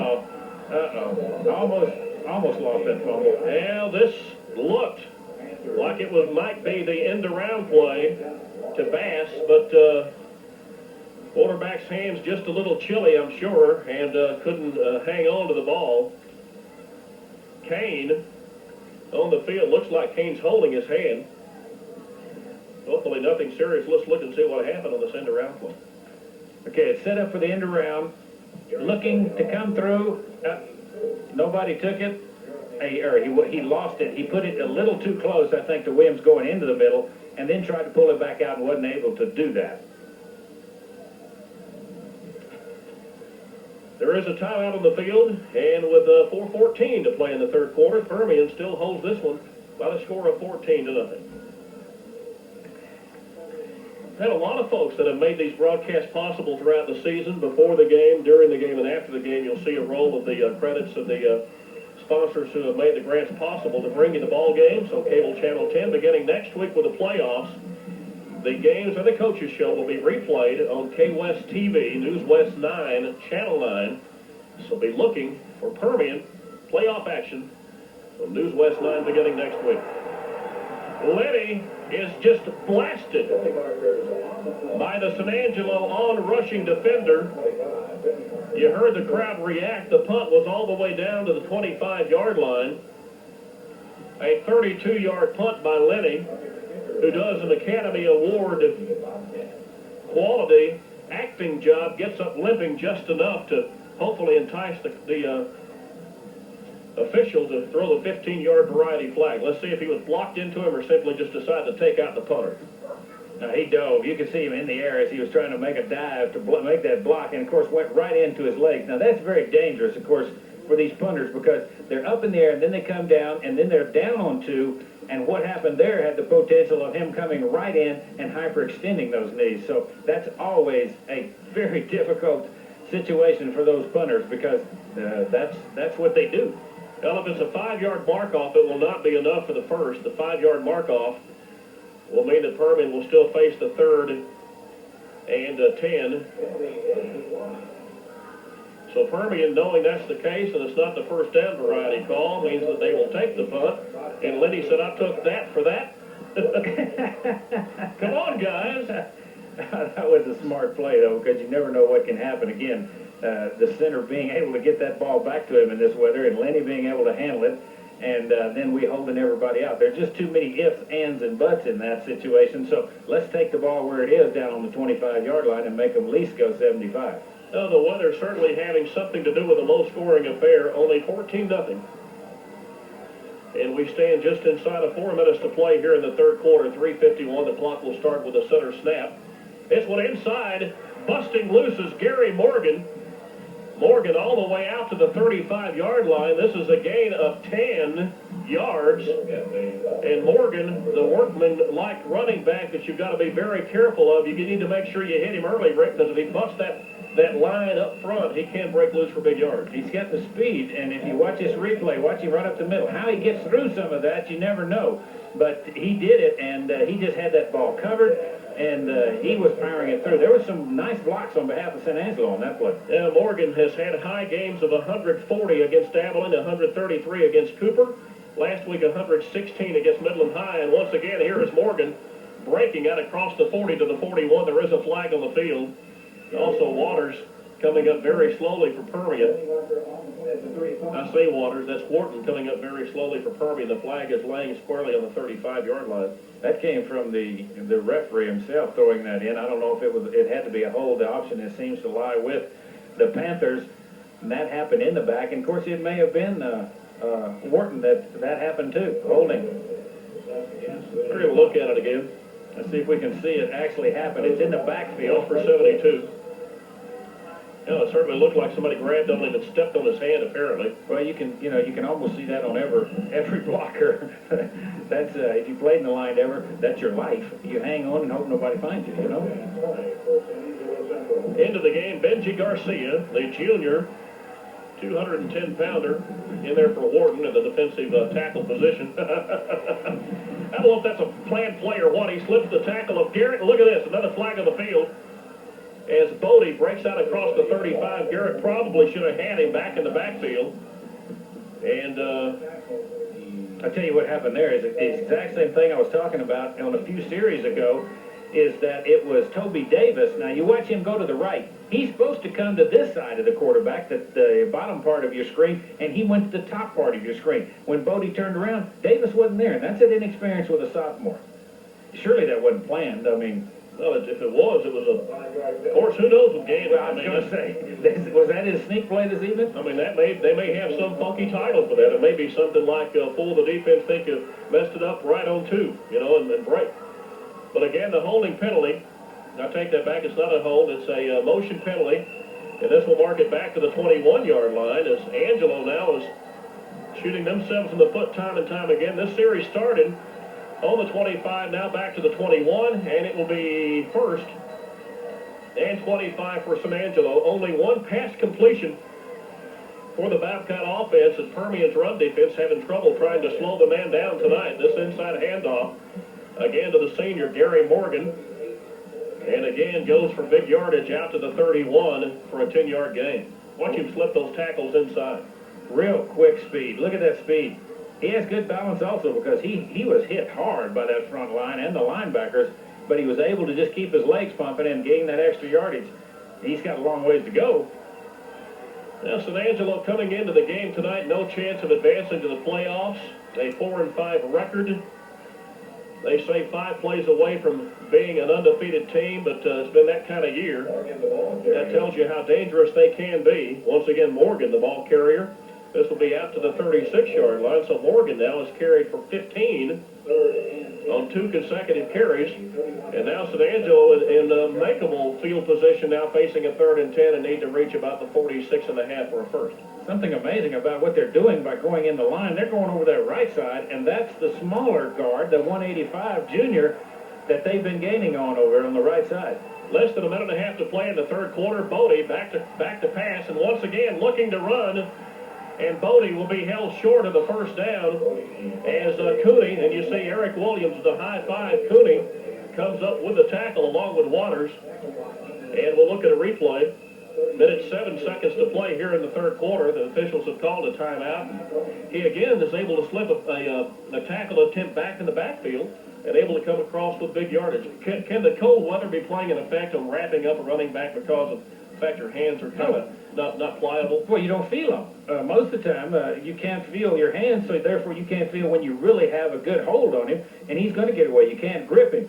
Something on that last play, though, going down the right sideline was Andrew Graves, and he was out there and was very open. And what I'm seeing with Bodie is he's not given it enough time to really look before he decides to run, because he had the opportunity there to throw, and Bodie just kind of decided he's just not counting long enough and giving things time to happen before he makes that decision.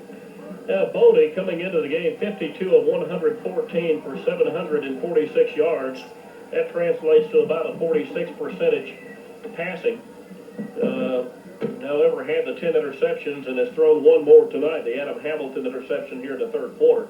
Permian did call the timeout with 1:07 to play in the third quarter. They want Angelo to kick into this moderate wind of about 20 miles per hour and maybe have an opportunity moving with the wind to put something on the board before the third quarter comes to an end. Bodie does get this one away, and he does get his foot into this one. Look at this one, Rick, all the way down to the 10. Saw this one earlier, didn't we? This is kind of deja vu, isn't it? It's all over again. Down to the 2-yard line. You know, down there to cover for the Bobcats was number 19. A 57-yard punt. Ronald Bryant, and he's behind it like he's sweeping it further towards the goal line. Whether that helped or not, I don't know, but it got awful close. All right, so Permian, with less than a minute to play, excuse me, in the third quarter. Sorry about that. Old man Winter grabbed a hold of my throat and stuck a frog in there. Well, you open your mouth out here. There's icicles. We're on the roof, folks. We aren't inside where the toasty toes are. We're outside with the red noses and cauliflower ears. Here's a handoff inside to Williams. Williams has Coach Holly's hand, and the coaching staff would like to keep this one on the ground, setting up for the 90-yard plus pass play again. Trotting into the field at fullback now will be number 38. This is Cooney. And coming out is Hamilton. This will be the full house backfield look for Permian. The game was 3. Again, the clock ticks, 25 seconds, 24. Inside of 20 seconds now to play. Here in the third quarter, and Permian now facing a 2nd and 7. Williams breaks the 10. He's out to the 15. Williams will have the first, and he is pushed out of bounds to the 17 after a gain of a 12. Still 5 seconds to play in the third quarter, and Williams just that close to breaking loose for big yards. How can you say enough? I think we have, probably, but you can just keep heaping on the praises of Williams because he was stopped and tackled, should have been, at the line of scrimmage, and he broke through it and then headed to the outside. This young man has all the talent in the world, and I know we've said every adjective there is to describe his performances in the past, but I think he deserves every one of them. Williams held only 52 yards rushing so far tonight. And his low effort, 129 yards against Midland when he played very little. And we've come to the end of the third quarter. Much like the first quarter, a scoreless quarter is now as we head into the fourth from Rattler Stadium. Permian with a 14-0 lead.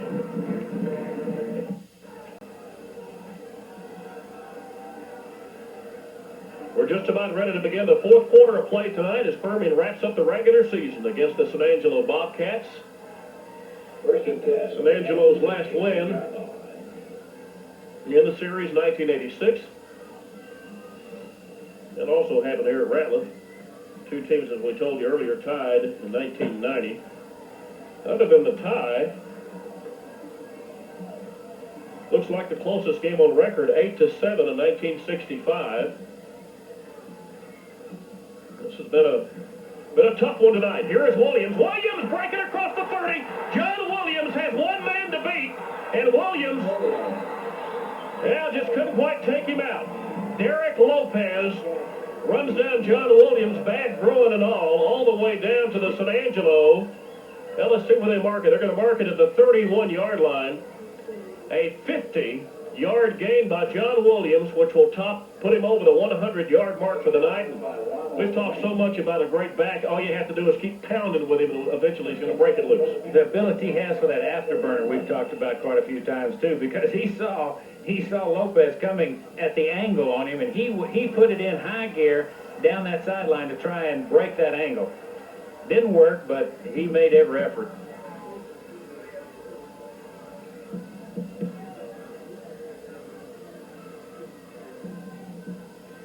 Keaton, back to pass. Now rolling right. He has one man to beat on the corner. Oh, look at that. Look at that block by Angelo pass. Look at the reaction. I got him, by golly. Oh, man, he didn't see it coming and passed, peeling back. protects his quarterback with a bone-crushing block on the corner. Watch this. Watch him peel back when he sees Nick have to run. Bass does like he should. He's coming around. He's going to block. Here it comes. Watch this big hit. A Zumbo. Golly, they bounced off each other. Now, if you could see after that, 45 played real cool for a while, and he turned around and started prancing off, I'm not hurt, and then he doubled over. But you know the wind was out of it. Sheldon Bass checks out of the game. The double tight end set will come in a 2nd and 1. And Williams across the 20. Guess what he needs for the first? Brought to the turf by Lopez. Permian moving into the teeth of the wind here in the 4th, and the best way to control a passing offense, I think, Rick, is to control the clock with a good ground game. Of course it is. You keep the ball. Just control the ball is the main thing. Keep it away from him as much as you can and see if you can get in and get another score that time. Again, here was Williams going through the middle, and guess who he met up with again that he just said, didn't I just see you a minute ago? And that was, of course, Derek Lopez, number 42. All right, it'll be a first down play for Permian. This will start from the 17-yard line. Permian with a 14-0 lead. Looking across the middle, he reads outside on the pass play to Montgomery. Montgomery cuts inside. The pass, the quarterback and wingback miscommunicate. The ball falls incomplete. He moved right. The ball went left. Well, you see Kelton looking towards the bench saying, what are you doing? was I supposed to go that way? Which play was that he called? Permian moves into the playoffs next week, as we talked about. Here late in this quarter, we'll tell you about the playoffs possibilities. By the time you watch this replay, you will know what has happened in Midland between Lee and Cooper and what has happened between Amarillo and Lubbock, Monterey. John Williams, look at that. Head on, mano a mano, as he goes up against Ronald Branch and just simply puts that shoulder into him. This gain of 13 puts Permian at a 1st and goal at the 4-yard line. But watch him miss it. Oh, look at him. Watch this. Boom! But the one that made the tackle just tried the attempt before that. You can see his arms go out, and you see him close, and they close on air because Williams is already another 3 or 4 yards down the field. And that's a 13-yard gain for Williams from the 17 down to the 4-yard line. And now Permian with a 1st and goal. Williams will score his 51st career touchdown for the Permian Panthers. Tonight, the 22nd time that Williams has been over 100 yards in his career. And with the extra point to come, Permian breaks on top 20-0. Just straight off the left side, opening. Here comes the blocks. It keeps opening up for him, and he goes in. He is a very proud young man. It would surprise me if Williams played any more this evening with a 3-touchdown lead at this point. They have plenty of time to run this clock out, just try and hold the Bobcats if they can. Here comes Eric to try the extra point. It is up into this wind. He gets it up, and it is good. Bringing the score here with 11:03 left in this 4th period of play. The Panthers 21, the Bobcats 0.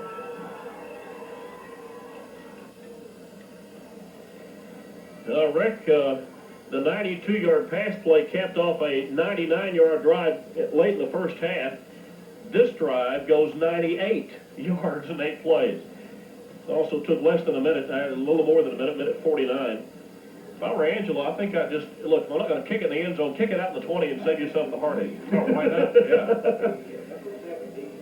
Williams' 22nd 100-yard game we mentioned. I want to tell you something, just for the fun of it. You know how I love stats, Yeah. right? Love looking up stuff. Who could tell? The national record for 100-yard games in a high school career is held by a young back from Pensacola, Florida, by the name of Emmett Smith. You ever heard of the guy? Emmett Smith. Emmett Smith. I know he's got a brother who plays for Dallas, isn't He had 45 100-yard games in his career. The Texas record, Robert Strait of Cuero, has 41 100-yard games in his career. Look at this. Kickoff. Let's see if Permian came up with it as it takes a huge Texas leaguer bounce off the turf. But some Angelo and the official out in the middle of it grabs a hold of it and sets it down to the 20-yard line. Yeah. Let's watch this bounce. Yeah. This is great. I have a question as to why he would let it bounce to start with, and it did bounce high. Of course, he went up and got it, being the Bobcat, but the first question is, that ball is live when it goes that 10 yards, and anybody can get it. Why would you let it bounce not knowing the way the shape of that football is, how it's going to bounce to start with? All right, San Angelo now trailing 21-0, just inside the 11-minute mark. to play in the ball game. And Bodie now has the wind at his back. Let's see if that Angelo passing game opens up. And Ricky's doing the same thing he did a moment ago. He's not allowing his receivers to do anything. As you can see, you see the receiver, Graves and Dupree, they're making a motion back toward the bench like, hey, give us time to get the passing run. Bodie has carried the ball 19 times tonight. The running back has carried only 7. And Bodie has only attempted 10 passes. It's almost a Byron Bodie show, and he's not giving the receivers time to do their thing. That was about a 2-second count, was the count that he stayed back there, and that was it. This again will be inside to Toby Davis. Toby Davis, the ball carrier, number 31. There's a good shot of the offensive lineman. Hey, you do your work, and you sit back, and, let's talk about that last drive, pat each other on the back. And if you see down there sitting to the left of your screen, that's Philip Elder. A starter early in the season, injured. Actually had a medical problem, didn't allow him to play until just a few weeks ago. And he's sitting there soaking up some of the game experiences too with his offensive mates. Well, they used to call them the men of the mud, and he used to tell you how. Not now. No, I tell you how old I am, but fumble, dropped the ball and picked it up.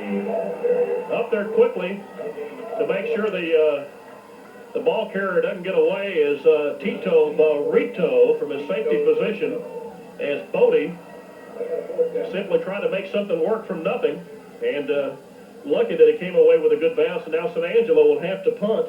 They wanted to do something more than that, I think, the first time they had the ball with the wind, Rick, but the quarterback not making the game plan work. I think he's calling his number too much. Well, we saw downfield from that last play that we talked about that he only waited a 1-2, and that's by the time he got back, that 2-second hold. He had 2 receivers downfield, one of them alone out in the flat. Thank goodness he didn't see him, but he's just not waiting long enough. He just wants to do something with the ball. Now this return of the punt by Sheldon Bass. Be out to the Permian 22-yard line. The punt by Bodie. Looks to be about 50 yards. Permian's defense doing a pretty good job against this San Angelo offense. 153 yards of offense thus far. This is coming off a superb effort we talked about last week against Abilene Cooper. What a game that was. Mercy. And San Angelo averages 324 a game, and Midland Lee held them to 208. That's been their worst, and they come off a 549-yard effort last week. Of course, the defensive differences between Midland and Permian, I think, are astronomical. 9 minutes to play in the ball game. This pitch back to Pinkstaff. Pinkstaff just darn near breaks it loose. Remember last week against Cooper, he was within an eyelash of breaking loose for a touchdown run. The last man possible grabbed a hold of the back of his jersey in his pants and yanked him to the turf. If not for that, would have had it. You got that right. I think San Angelo has had 2 big offensive games in a row. I believe it was, Barry. Wasn't it against Midland, and didn't they play Abilene just before that? Just back-to-back. Yeah. The last 2 weeks they have exploded. So that may make them think, whoops, what happened this time? Yeah, oops, there it is. Oop, there it is. This one back to Williams. Williams, look at this. Almost breaks loose as he gets out across the 25-yard line, just about to the 26 before the linebacker, Grant. And Grant, a speedster in his own right, able to come up and the game by Williams, absolutely nothing. Permian now facing a third. That's one of the most shocking ones that you have. You think you've finally broken loose, and here he comes from behind you. You think you've broken it loose, and you're looking downfield, and then all of a sudden, your feet won't move because they're tied together by something. And what a shock that is, because it's tied together by some guy's hands. That's what the problem is. Permian now moving into the wind, face a third. This will be 3rd and 6. Permian needs to cross the 31 for a first. Keaton looking for. And this is Bass, I believe. Bass does have the catch. Look at the coach on the This sideline. is Bass's first, actually the first completion of the second half. And this from the 26 out to the, out to the 38. Gain of 12, and that will put, for the first time this year, quarterback Nick Keaton unofficially over the 200-yard mark. 7 of 11 for 201. Tell you, when you have that kind of game from your quarterback, it sure takes a lot of pressure off your running game. Of course, it also helps when you have a 92-yard pass play. That's right. Here's Williams in, so, oh man, look at this. Nice tackle. Just the strength of the defensive lineman. Who was that masked man? Chad Collier grabbed a hold of him, senior 225-pounder. Rick alluded to this earlier. Collier, 225. Bomer, 225. Kings, the tiny one, at 200. And Casey Height we haven't mentioned a whole lot. He is the All-State candidate. Senior, 265 pounds. That's a lot of beef. Man mountain. And the game was 2. Permian out facing a second 8. This is Pinkstaff again. No, we ought to call John Madden down here to watch one of these games just so we can give us a telestrator demonstration and on Greg Pinkstaff and his running ability. Oh yeah, I don't know what he'd do. Nice shot. I don't know what he would do with that kind of a shot of him going through the line like that and taking off in all kind of different directions. Can't you see that little pencil mark thing going all over the screen? It would look like, just weaving and I don't know how you draw it. Permian now facing a third. This will be 3rd and 4 as they need to reach the 48 for the first. Watch behind it. This is Keaton. Keaton in a lot of trouble. Lowers the shoulder into the cornerback, Derek Lopez, and comes up just a little wobbly. And actually no gain, and Permian will have to punt the ball away and give it away to that very explosive Angelo offense that Permian defense is very much kept in check tonight, thanks to the fact that Bodie's calling his number so much. That's right. If he'll continue doing that, that shouldn't be a problem the rest of the game. That Nathan Grant, that linebacker that chased all the way from the other side of the field, came up on Keaton that time to make the stop. He's flat put in his time tonight. Now the wind is going to knock this one down as San Angelo comes up with a 24-yard punt, calls for the fair catch at the 32-yard line, and now with 5:08 to play in the ball game, Permian still with a 21-0 lead. I think we should see right now. Now it's in my mind, of course, I'm saying it's too late for Permian. For the Bobcats to do a whole lot in this game, but I'm sure they'd like to score on them. Let's see if Bodie and Coach Gandy have any different game plan than just calling Bodie's number. Yeah, that Bodie left, Bodie right, Bodie up the middle. Probably played the 2 at halftime. Bodie drops back. He's looking at the pass, but look, Rick, again. He doesn't look, but just for a second, he drops back and looks. And then, hey, I ain't waiting no longer. Well, now count 2, 4, 6. There were 6 defensive Panthers back covering also, and there were only 3 receivers out. So that was also coverage on that one that we saw right here at this play. He did look, but you're not really given much time for your receivers to react and do anything else. Of course, who's putting the pressure on him but the Permian defensive line? So granted, what he's doing, he knows that Permian has the 6 defensive backs there. He's trying to take advantage of the 5-man front to see if he can make it work. This carry once again by Gary Morgan. Morgan has been held in check again tonight by the Permian defense. 8 for 47. And Nichols up to make the tackle. We check. Somebody else just came in the ball game. Coming off is Jensen. And Ephraim Hamilton has come in to play defensive end. The Permian coaches taking Jensen off the field a second to tell him something to make the change defensively. Let's look and see. No flag on the field. Is it complete? They're going to call it. Now this will complete to Andrew Graves. They say it is complete after the 45-yard line. And that will be enough for the San Angelo first down. Only the second completion of the night for San Angelo. That's 2 of 11 for only 12 yards. Angelo has run 39 times tonight. They have passed 11. And this is a team, Rick, that coming in average passing 65% and running only 45%. Bodie. The coverage there, you see Jensen. He has a man open. As the receiver peels back, Montgomery and Rutledge guarding deep, and Bowman able to peel back on him and come back and makes his first reception of the night.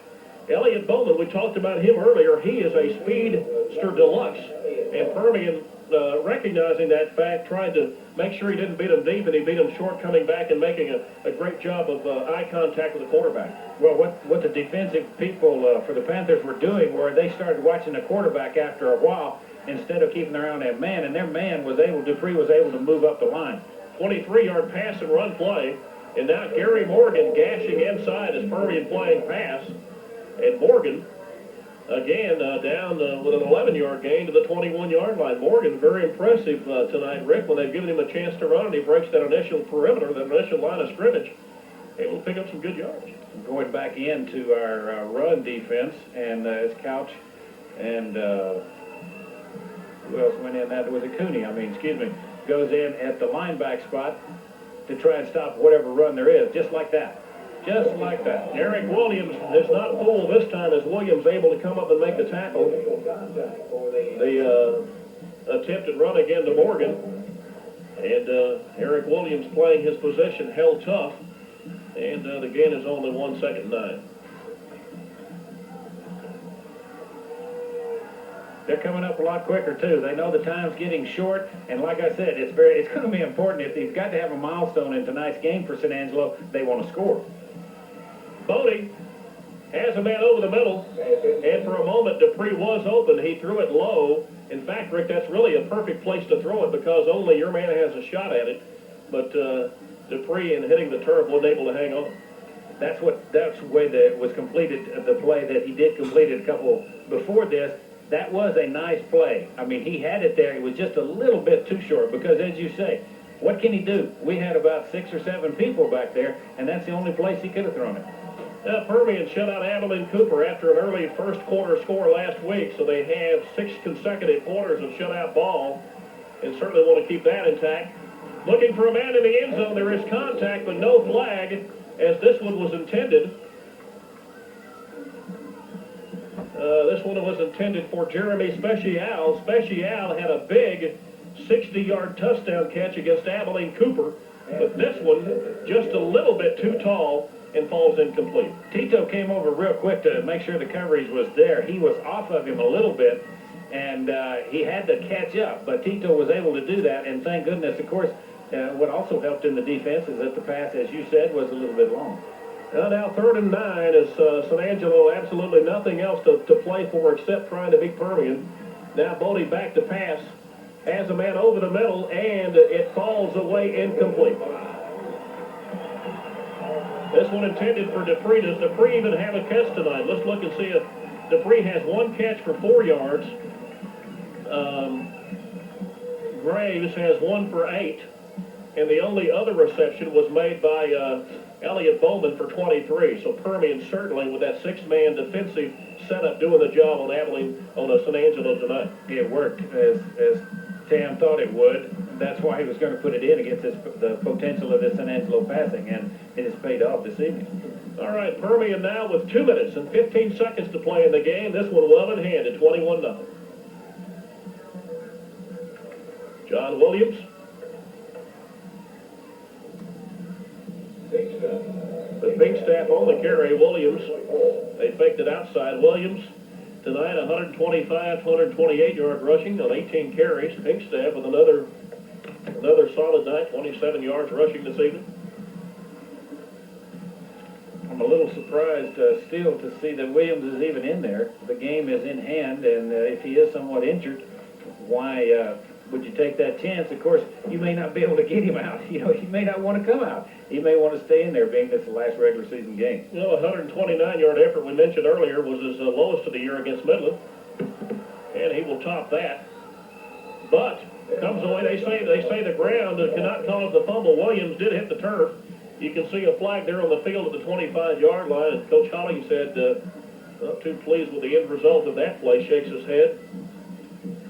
The fumble has plagued us the last 2 or 3 games, especially, and I'm sure that Coach Hollingshead wants that not to be a precedent setting going into the playoffs, because many times you don't get that chance to recover that fumble. Most of the times, or a majority of the times, the other team is going to get a hold of it.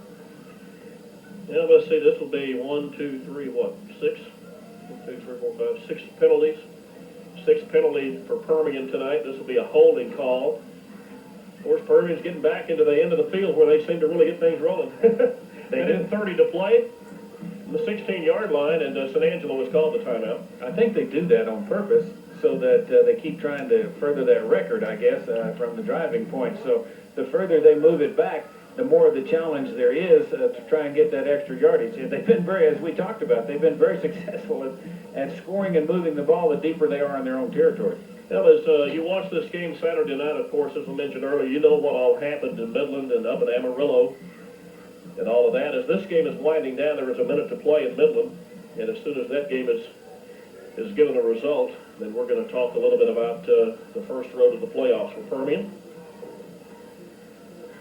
These games are falling about the same time. What do we got, a minute and a half here? Minute and a half later. In fact, as we're speaking, of course, this is all water under the bridge. As we're speaking, Lee is punting the ball to Cooper.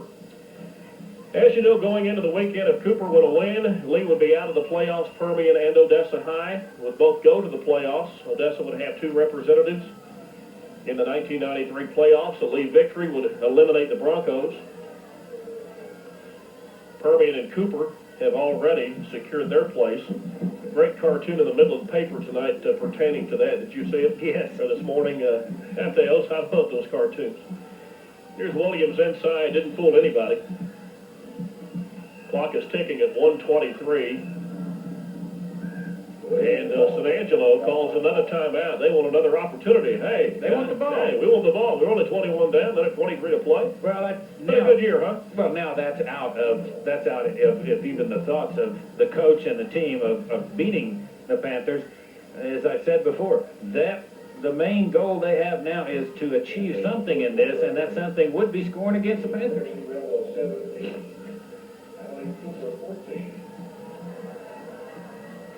1 minute and 23 seconds to play. Wrapping up the regular season. Permian begins the second season.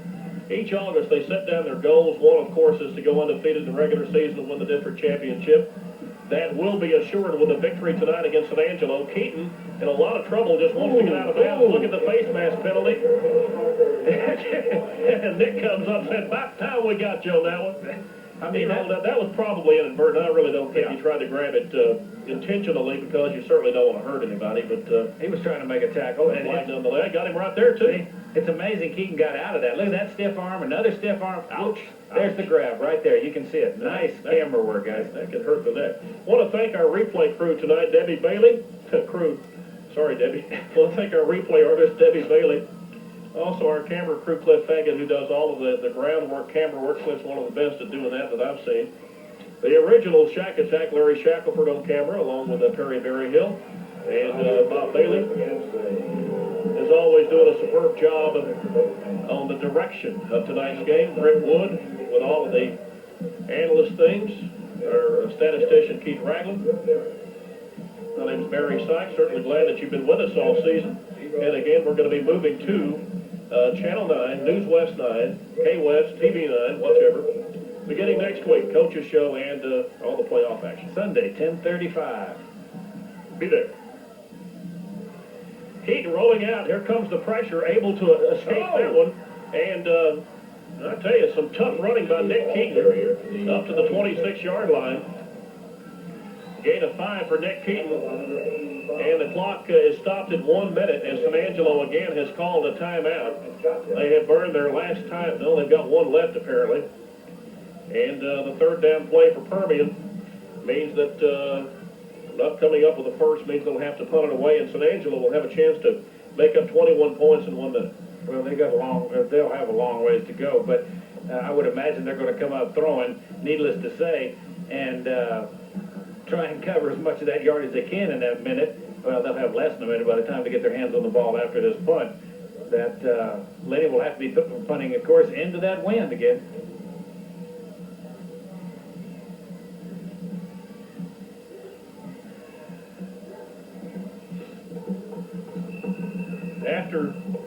After this punt by Lenny, we're going to put up the graphic to show you where Permian will be playing next weekend, as they will make their first foray in the playoffs.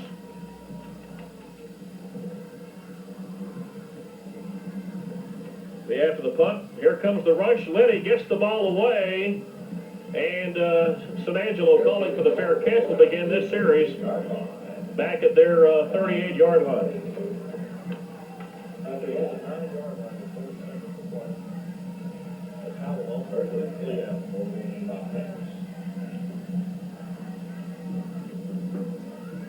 All right, inside of 1 minute, we have 55 seconds to play in this ball game. Permian will wrap up the regular season. 9-game regular season this year with an 8-0-1 mark. And we understand that Midland Lee has defeated Abilene Cooper 17-14. And I said after the last play, we'd put the graphic up. It's coming after this play. Sorry about that, folks. Permian will be advancing into the Division I playoffs for the first time. And their opponent will be Lubbock Coronado. The fumble. Oh! And picked up by Adam Hamilton. Hamilton comes up with a fumble recovery after the great pressure by the Permian defense. San Angelo wanting to put a quick one up on the board to end the game, and instead some great pressure by the Permian defense. Let's look and see who got back there.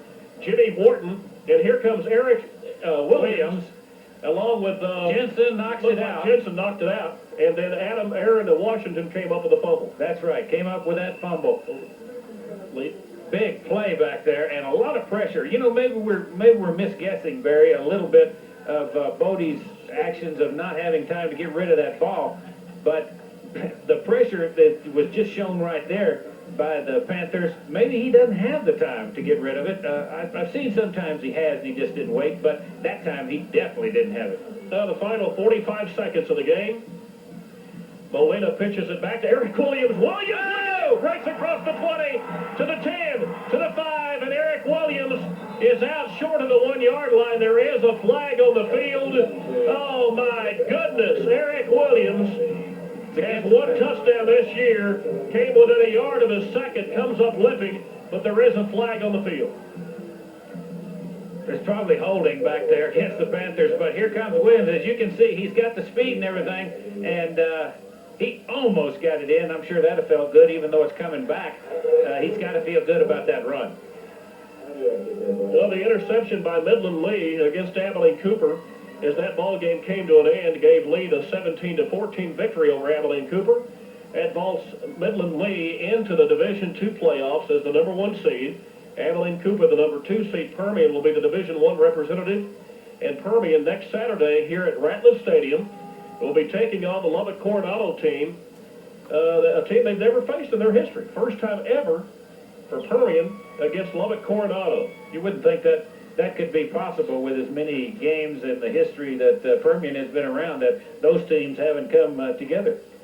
Yeah, Odessa did play Lubbock Coronado earlier in the year, beat them 14-10. Odessa ran up 356 yards of offense that night, 217 of it rushing. And now Permian, also Coronado, took on and lost to San Angelo in the 4th week of the regular season. Very gingerly moving off the field for San Angelo is the cornerback Ronald Branch. Now Permian's got to be excited about a Division I opportunity.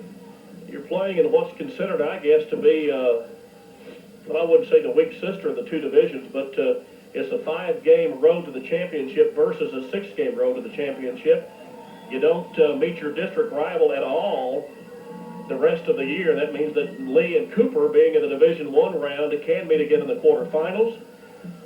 Permian with Lubbock Coronado this week, possibly El Paso Coronado the following week. And on the horizon, a couple of weeks down the road, if Permian continues in winning fashion, could face an old rival, former head coach Ed Hickman and the Euless Trinity Trojans, or possibly the Keller Indians. One of the two will be in the 3rd week of the playoffs, but next week, the first round out of the box, Lubbock Coronado. Uh-oh. Somebody better hold him. Eric Heatla just got blasted. If you get a chance, you're frustrated, you're down 21-0. the guy moves, you know it's a penalty anyway, why not take a shot, you know? Well, You're an offensive lineman, you hate to see that happen. yeah, you do. You definitely do. I mean, I'm sorry, I shouldn't be laughing, No. but it was rather amusing. you're down on the line and you're waiting and you're watching, and all of a sudden you see somebody move in the middle of the line, so your attention goes down the middle line as to what happened, and next thing you know, somebody's busting you. And why that happened, I have no earthly idea, and I can't believe there's not a 75-yard penalty for something like that. Well, Eric Williams did leave the field of play. You saw him going off toward the locker room in a moment. Just a moment ago, 35 seconds to play. Molina up under center, simply takes a knee, protected by Marquista Ross. And Tommy Jones, 28. Clock will tick. San Angelo has used all of their timeouts, 25 seconds to play in this one. Guys, it's been a great regular season. Been a lot of fun. I have enjoyed it. It's always a pleasure to follow this Permian team, to see how they work and how they improve on every game. And of course, I'm not through yet. I'm going to watch these on into the playoffs and all the way to state. And we'll start at Ratliff Stadium next Saturday at 2 o'clock. Permian versus Lubbock Coronado. And that brings us to the end of this game. For Rick and Keith and all of our production crew, we're glad that you were with us tonight as Permian extended their winning streak to San Angelo Central with this final score. The Permian 20.